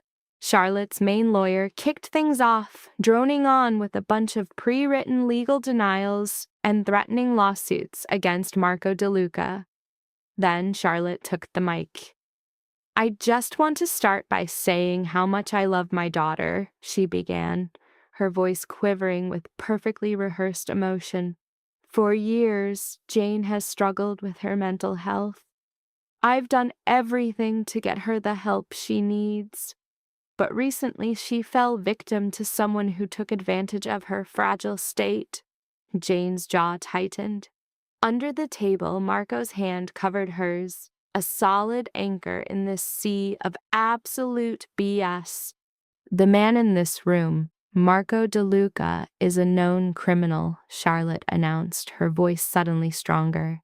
He runs one of Chicago's most dangerous operations, and for some sick reason, he made my daughter his target. He's poisoned her mind and is now using her like a weapon against her own family. A reporter's hand shot up.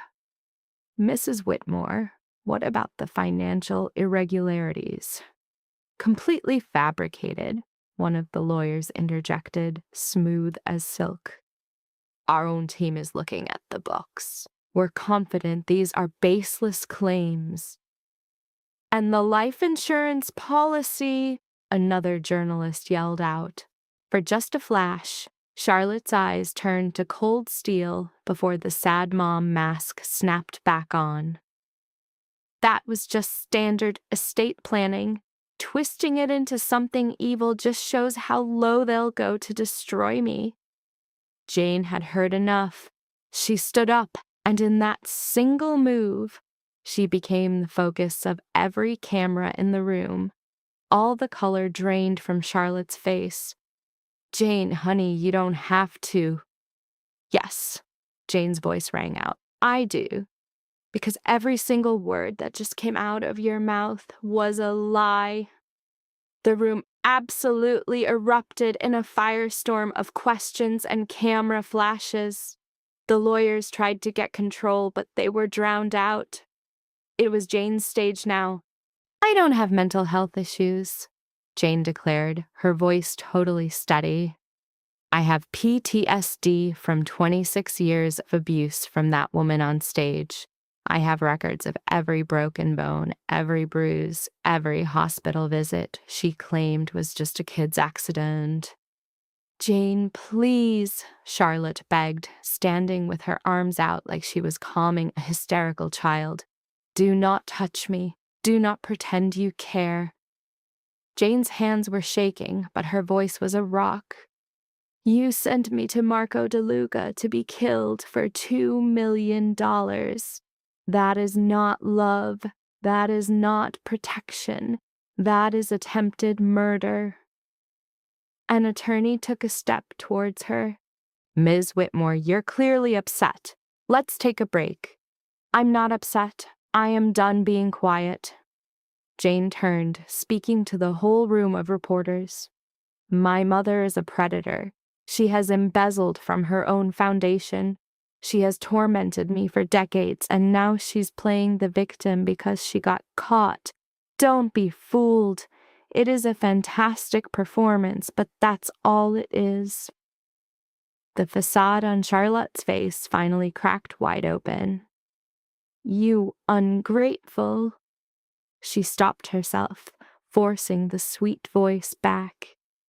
"Jane, that man has twisted you against me, but I am still your mother. I will always love you despite what he's made you believe." "Marco didn't make me believe anything. You did. With every hit, every insult, every time you convinced me I deserved to be in pain." Jane's voice cracked, but she pushed forward. "The only thing Marco did was show me I could get better and that I never had to be afraid again." She then turned and walked out of the ballroom, Marco and his guys closing in around her like a shield. Behind them, total chaos was breaking loose. Jane made it to the car just as her legs gave out. She collapsed into the seat, struggling to breathe as the adrenaline dump hit her like a punch to the gut. Marco was right there. "Breathe. You're safe. Just breathe." "I couldn't let her. She just kept lying, and I know you did the right thing." His voice was calm and steady. "You told your truth. That's all that matters." Jane focused on breathing, and little by little, the world stopped spinning. When she could finally talk, she looked right at Marco. "What now?" A grim smile touched his lips. "Now, we watch the truth do its job." The fallout was instant. Within hours, the story was a raging inferno on every news channel in Chicago, with Jane's epic takedown playing on a viral loop. The Foundation's board called an emergency meeting, suspending Charlotte on the spot. 3 of her biggest donors publicly yanked their funding. The cops confirmed they were opening a formal investigation into the embezzlement, and from the safety of Marco's tower, Jane watched the entire empire her mother built on lies start to completely fall apart. Sarah came over that evening for an emergency therapy session. For 2 hours, they talked about trauma, about confronting an abuser, and the empty feeling that comes after the fight for justice. It helped. The next morning, a call came from Charlotte's lawyers. They wanted to discuss a settlement. "What kind of settlement?" Jane asked. Marco, sitting across the table, looked absolutely disgusted. The type where she admits nothing but gets legally barred from ever contacting you again. In return, you agree not to press criminal charges. Jane's coffee went cold in her hands. She wants me to let her get away with it. She wants to stay out of a prison cell. Exactly, Marco's tone made his feelings crystal clear. What do you think I should do? This is your call, he said, leaning back in his chair. If you want her locked up, we've got the proof, but it means a trial. Months, maybe years. You'll have to testify, relive all of it, face her. Jane thought about it. The idea of a courtroom, of her mother's lawyers picking apart her pain in front of a jury. The media circus, the public judgment. She had just gotten her freedom. Did she really want to chain herself to that battle for the next year? And if I take the settlement? She disappears. A court order keeps her away. The foundation will ban her. Her reputation, her career, her money. All of it gone. She avoids a cell, but the life she built is officially over. Jane stared into her cup. Prison was justice, but maybe watching her mother live in the ashes of a life she torched herself was its own kind of justice too. Maybe that was enough. Maybe she didn't have to burn herself down just to make sure her mother was destroyed. I'll accept the settlement, she said, her voice soft. On one condition. Name it. I want her to admit to everything she did. In a signed document. A complete and total confession. The abuse. The embezzlement. The insurance. Every last thing. And if she ever hurts another person, that confession becomes public. Marco's smile was as sharp as a blade. My lawyers will draft it up. Within a week, it was done. Charlotte Whitmore signed a 20-page document, a complete history of her crimes. She gave up her foundation. She accepted a permanent restraining order. She handed over her assets to repay what she'd stolen. In return, Jane wouldn't pursue criminal charges. It felt weirdly quiet. After a lifetime of terror, the war was over, with a few signatures on paper. But as Jane's eyes scanned her mother's name on that confession, she felt a knot in her gut finally loosen. It was really over. In the weeks that followed, Charlotte Whitmore's world imploded, exactly as Marco predicted. The scandal was her legacy now. Friends bailed on her.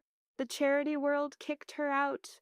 Her one attempt to claim she was forced to sign was shut down when Jane's lawyers threatened to release her confession. After that, Charlotte went completely silent, dropping off the face of the earth.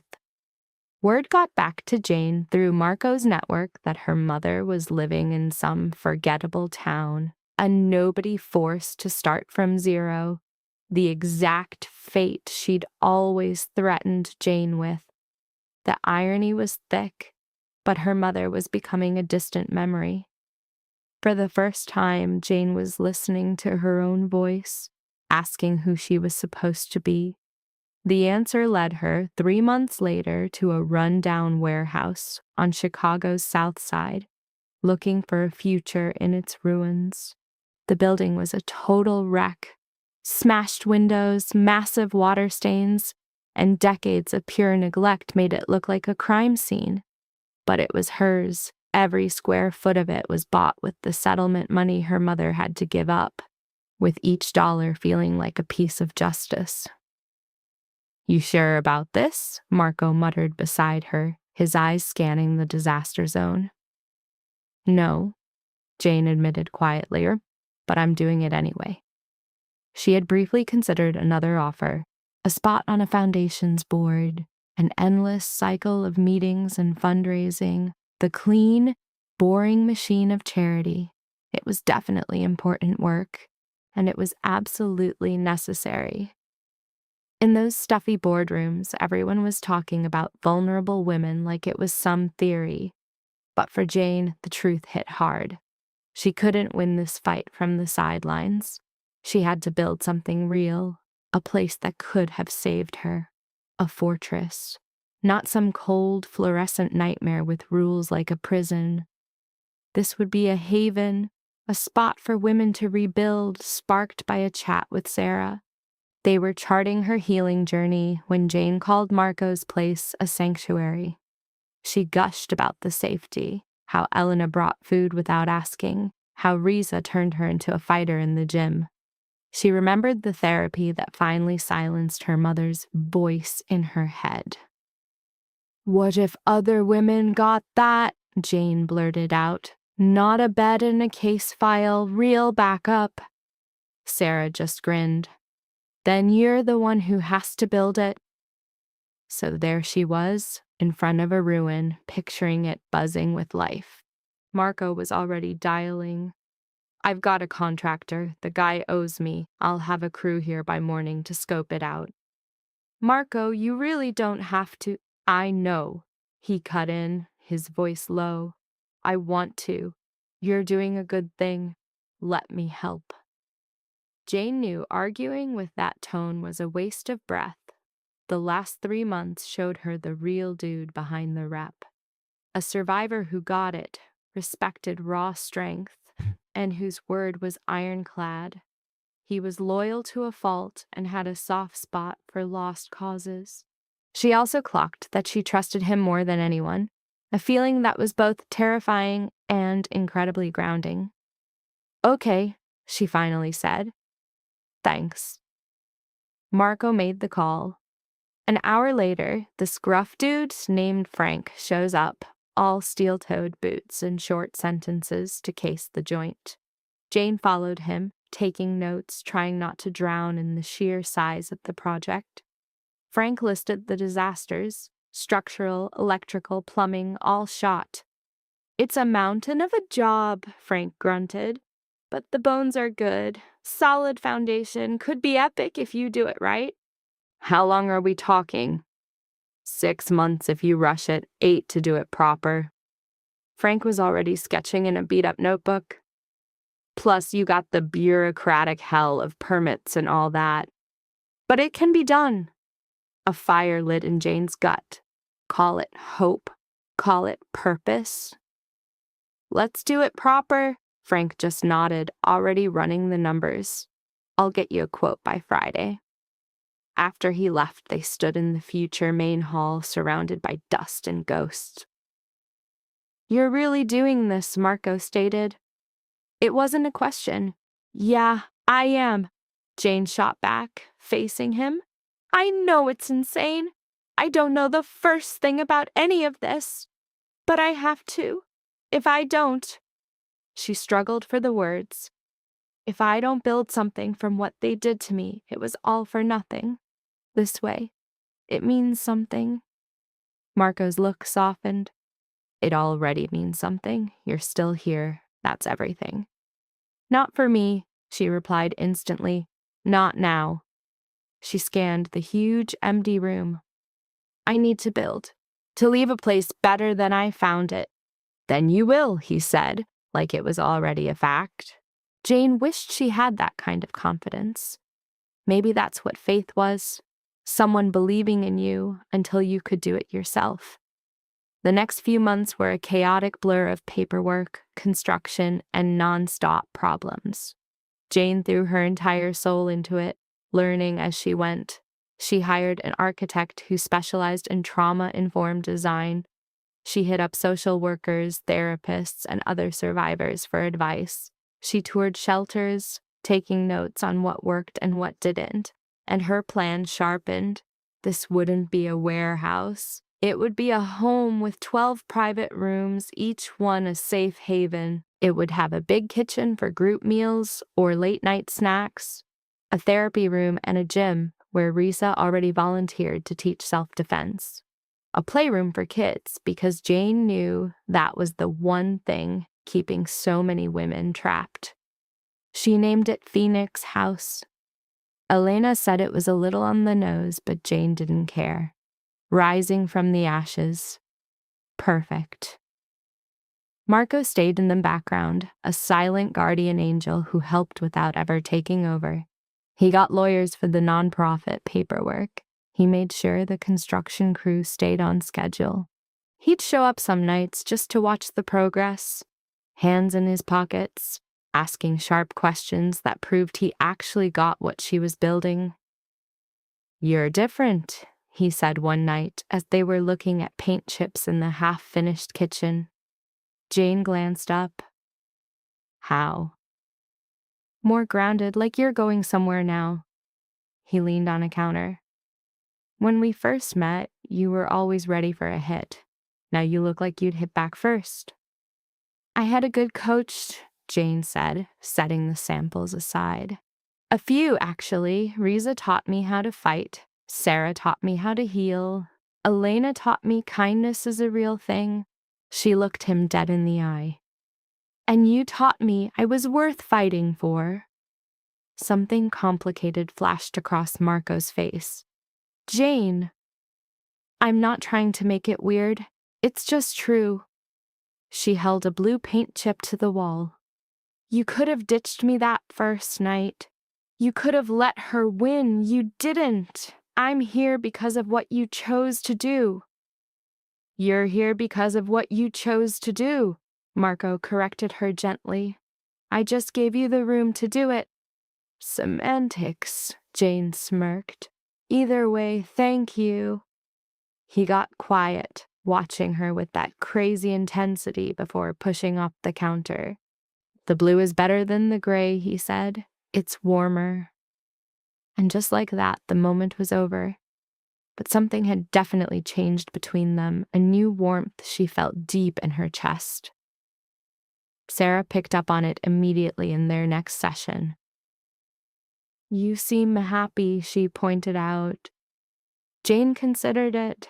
Happy was too basic. It was more like a feeling of being on the right track, finally heading toward something instead of just running from the past. "I'm making something that matters," Jane said. "And Marco, what's going on there?" Jane felt her face get hot. "There's nothing going on. He's just helping me out." Sarah's smile was pure. "I know you're lying." "Okay. And how do you feel when he's around?" "Safe. Pushed. Like I can just be me, no excuses."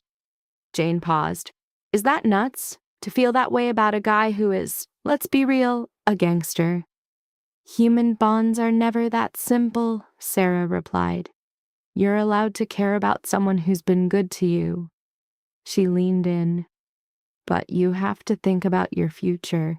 Is a relationship part of the plan, or do you need to be selfish right now?" "I have no idea," Jane laughed. "I've never seen a healthy relationship. I wouldn't even know where to start."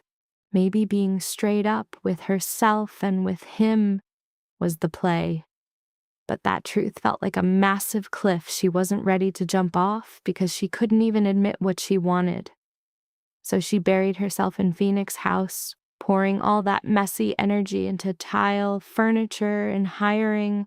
She picked her crew carefully. Lisa, a manager who'd escaped her own psycho husband and knew exactly what these women needed. 2 counselors who were experts in trauma. And a security guy, Risa's idea, who built a system that kept them safe without making it feel like a cage. Every move was calculated. 6 months into the build, Patricia Weston just shows up. Her sharp eyes scanned everything, asking pointed questions and giving these tiny clipped nods. "This is quality work," Patricia finally admitted. "You need to pitch this to the foundation's board. We have emergency funds for stuff like this. It could bankroll your first 2 years." Jane was speechless. "You'd actually consider it?" "With the killer proposal, yes. The foundation needs to rehab its image after your mother's mess." Backing her daughter's project, the one who exposed her? It makes us look like the good guys. Patricia's smile was all business. "Besides, the project itself is solid." That helped. The board meeting was in 3 weeks. Jane went into overdrive, creating a presentation that laid out the mission, the budget, and the impact of Phoenix House. Marco became her sparring partner, playing devil's advocate and hitting her with the same brutal questions the board would. "What makes you different from the other shelters?" he demanded. "We do more than just offer a bed. We offer a full life rebuild. Therapy, job training, legal help, childcare, everything a woman needs to actually start over, not just survive." Jane clicked to the next slide. "The current system is overloaded. We're a smaller, more intense model with a bigger impact." Marco gave a nod of approval. "Stronger. So what's the long-term play?" They ran the drills nonstop until her whole pitch was basically muscle memory. By the day of the meeting, she was locked and loaded. The presentation went down even better than she'd hoped. Board members fired off tough questions, but you could tell they were seriously buying in. Patricia jumped in at key moments, giving Jane's plans that extra shot of authority. And when it came time to vote, it was a landslide. The foundation was in for Phoenix House for 2 years, with a renewal based on performance. Jane stepped out of that room feeling like she could finally take a deep breath. She hit up Marco right away. "We got it. We're fully funded." His voice came back, full of warmth. "Never had a doubt. You were a total rock star." I was completely terrified. Terror and talent can go hand in hand. She could literally feel his grin through the phone. "Congratulations, Jane. You earned every bit of this." After they hung up, Jane just sat in her car for a long time, letting it all soak in. A year ago, she was practically a ghost, a woman so broken she had given up on living. Now she was running a non-profit, about to launch a sanctuary that would pull countless women from the same hell she survived. The transformation felt unreal, like it was happening to someone else, but it was her story. She had built this thing from nothing but pain, grit, and a stubborn hope her mother could never kill. Phoenix House swung open its doors on a crisp November morning. Jane stood in the middle of the common area. The walls painted a deep, calming blue, furniture arranged to encourage quiet chats, and sunlight pouring through new, reinforced windows. And felt something massive swell in her chest. It was perfect, not in some cold, sterile way. It felt like a real home, a place where healing could actually happen. Elena had put on the finishing touches with plants and art that made the rooms breathe. Riza had already hung a heavy bag in the gym, ready for the self-defense classes she was set to teach. Sarah had kitted out the therapy suite with plush chairs and soft lighting. Every single person who had helped Jane put her own life back together had chipped in to build this space for others. And Marco, he rolled up that morning with coffee and pastries for the team, brushing off any praise for his own huge contributions. "This day is yours," he'd said when she tried to thank him. "Let yourself have this moment." The first resident, a 23-year-old named Maria, arrived that afternoon with a fresh bruise on her cheek and a little girl clinging to her leg. Lisa met them, showed them to their room, and gently walked them through the house rules. Jane watched from a distance, flashing back to that dizzying moment of stepping into safety for the first time. How foreign and suspicious it all felt. Maria's daughter, 4-year-old Sophia, spotted the playroom and let out a little gasp. "Mama, look, toys." "You can play, my love," Maria whispered back. "You are safe here." Jane had to turn away before the tears started. She found Marco in the kitchen, leaning against a counter with his coffee, giving her the space she needed. "Our first residents are here," Jane said, her voice thick with emotion. "I saw." His voice was gentle. "How are you doing?" I don't know, this feels huge. What if I'm not enough to help her? What if this is all just a big act? Then you will learn, just like you have with everything else. Marco set his mug down. Jane, you created this. You spun something real and beautiful out of your own suffering. That takes a kind of courage very few people have. It's time to stop doubting that. It's not that simple. For 26 years, my mother hammered it into my head that I was nothing. Your mother was wrong about everything, but especially about you. He folded his arms. Just look around. This place is here because you willed it to be. That is not nothing. That is power. Jane met his eyes, really saw him, and felt a fundamental shift inside her. This man who'd saved her without being asked, who'd helped her dismantle her mother's dark influence, who'd been a steady presence through every brutal step of her rebirth, and who had never asked for anything. For months, she'd been secretly falling for him but refused to acknowledge it, writing it off as too complicated, too raw, too soon after her mother's tyranny. But maybe Sarah's advice was on point. Maybe it was time for the truth. Marco, She hesitated, her nerve failing her. He just waited, his patience unshakable. Thank you, she finished weakly, for everything, for seeing something in me when I couldn't. A flicker of something, maybe disappointment, crossed his face before he just nodded. Always. The opportunity was gone. Jane went back to her duties, greeting new arrivals and managing the staff, but the weight of what she hadn't said followed her through the rest of the day. Phoenix House filled up in no time. Women came to them, wounded and terrified, their trauma a heavy, invisible cloak. Jane watched them slowly start to open up, to accept the safety around them, to believe they deserved more. She saw a piece of herself in every one of them. The nervous twitch, the constant apologies, the way they tried to shrink themselves, as if their very existence was an intrusion. And then she saw them heal as therapy, community, and security worked their slow, vital magic. She watched broken women rise, their voices getting stronger, their spines straightening, their spirits rediscovering the will to fight. It was draining and incredible, exactly as Jane had imagined.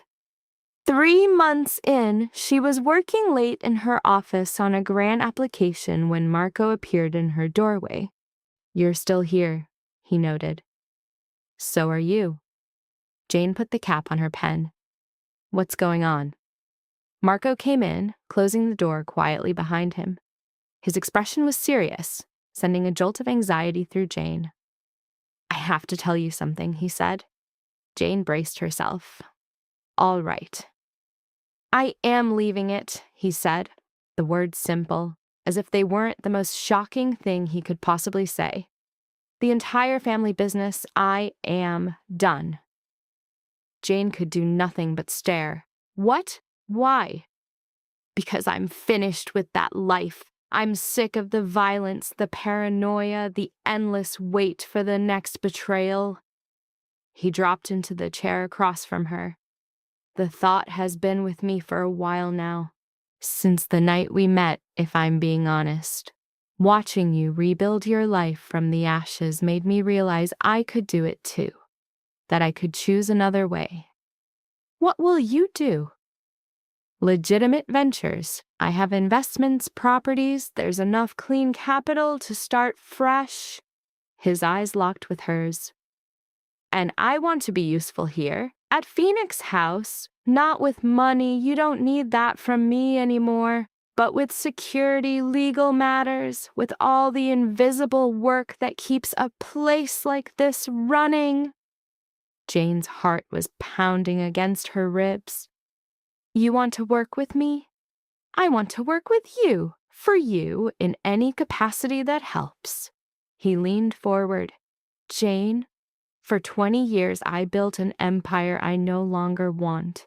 Watching you create something with purpose showed me how hollow my own life was. I need to be part of something real, and I need to be near you when I do it." His confession filled the silence between them. "Marco," Jane's voice was a whisper, "are you saying what I think you are? I'm telling you that I care about you. I have for months. Helping you has been the most meaningful thing I've done in years. If you feel even a fraction of what I feel, then I have to see what this could be." He paused. "But know this, I am not the man I was. I'm choosing a different life. For myself, yes, but also for you." Jane stood, walked around her desk, and did what she had been wanting to do for months. She pressed her lips to his. It was hesitant at first, a question, but as Marco's arms wrapped around her, it found its answer with deep certainty. It felt like a safe harbor. When they broke apart, Jane was gasping for air. "I've wanted to do that for a long time," she admitted. Marco's smile was genuine and warm, a world away from the icy facade of their first meeting. "You should have. I was scared of ruining this, of what would happen if I lost you." "You're not going to lose me." He cupped her face. "I'm here, Jane. Whatever this becomes, wherever it goes, I am 100% here." She believed him, not because of his words, but because of the proof she'd seen over the past year. Marco DeLuca kept his promises, and if he said he was choosing her, choosing this new life, he meant it down to his bones. "Okay," she breathed, "then we'll figure this out together." The next 6 months were a masterclass in starting over. Marco began the slow process of untangling himself from his organization, handing over control to his second in command, making his exit final. It wasn't a clean getaway. Some viewed it as a trick, a setup, and they tried to pull him back in, but his will was absolute, and eventually they gave up. He got a condo near Phoenix House. He started showing up at dinner, chatting with residents, becoming a quiet, strong male presence who wasn't tied to violence. He was careful, almost reverent, never pushing boundaries. And gradually the women began to trust him just as Jane had. Risa found the whole thing hilarious. "Never thought I'd see Marco DeLuca dishing out pasta to abuse survivors." "The world is a strange place," Marco answered softly, stirring the sauce. Jane watched him move through this new reality, so different from the one he'd left behind, and felt a deep calm settle in her soul. This was right. It wasn't perfect. Nothing ever is. But it was right where it mattered. They moved slowly, the two of them learning what a relationship could be when it wasn't built on fear or power. He showed her what safety felt like. She showed him that being vulnerable didn't mean you were weak. So they had their share of drama, fighting over money, her insane work schedule, or his habit of being a little too overprotective. But here's the kicker. They learned to fight fair, admit when they were wrong, and stick together even when it was a total mess. Sarah gave her stamp of approval, saying, "You're both actually trying. That's what matters." Elena was way more blunt. "It's about damn time. I called this from day one."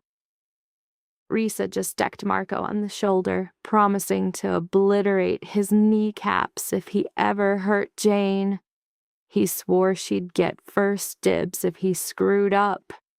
Fast forward 1 year, and Jane's in front of a packed room to mark the anniversary of the shelter's opening. The room was overflowing with women who'd already graduated the program and started fresh, plus the ones still living there, staff, and volunteers.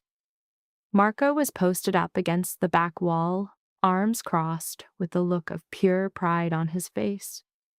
When I started this, Jane began, her voice solid despite the lump in her throat, I wanted to build the sanctuary that could have saved me, a place for women to be more than just their trauma, where they could take back their lives, their safety, and their own damn second chance.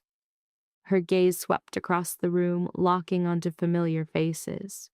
Maria, who showed up with a busted face, was now crushing it in nursing school. Keisha, who was so shattered she didn't speak for a week, was now running the support groups. And Amara, who arrived with 3 kids and 0 options, was now holding down a full-time job and saving up for her own place. You've all shown me that healing isn't some clean, straight path. It's chaos, it's brutal, and sometimes it feels impossible, but it's always worth the fight. Every single time, Jane's voice finally cracked. Thank you for trusting me. Thank you for having the guts to choose yourselves. And thank you for proving that just surviving can turn into something incredible. The applause hit like a tidal wave. Women shot to their feet, cheering, some bawling their eyes out. Jane let her own tears fall without trying to stop them. When things finally settled down, she found Marco in the garden out back. He was on a bench catching the last rays of sunlight.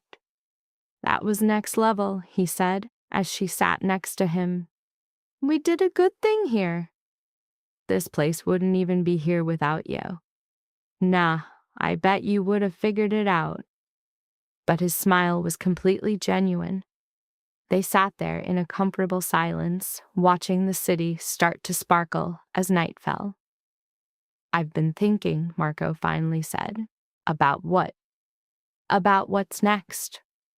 For us, he turned to face her completely. I love you, Jane. I'm pretty sure I have since you grabbed my hand in my office, ready to go to war. I want to build a life with you. A real one. Jane's heart did a backflip. Marco, I'm not asking. Not right now. I know we're still figuring things out. He wove his fingers through hers. But I need you to know where I'm headed. My future has you in it. For good. Jane just stared at this man, the one who'd saved her, who'd stood by her as she put herself back together, who literally forced himself to become a better person for her. She remembered the girl she was a year ago, broken, silent, and convinced she was worthless. That girl never could have dreamed this up. A life built on purpose instead of pain, surrounded by people who wanted to be there, and a man who loved her not despite her scars, but because of the wars she fought to get them. I love you too, she whispered back. And I want that future with you.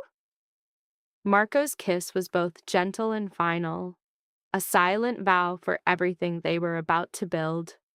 When they pulled apart, Jane looked back at Phoenix House.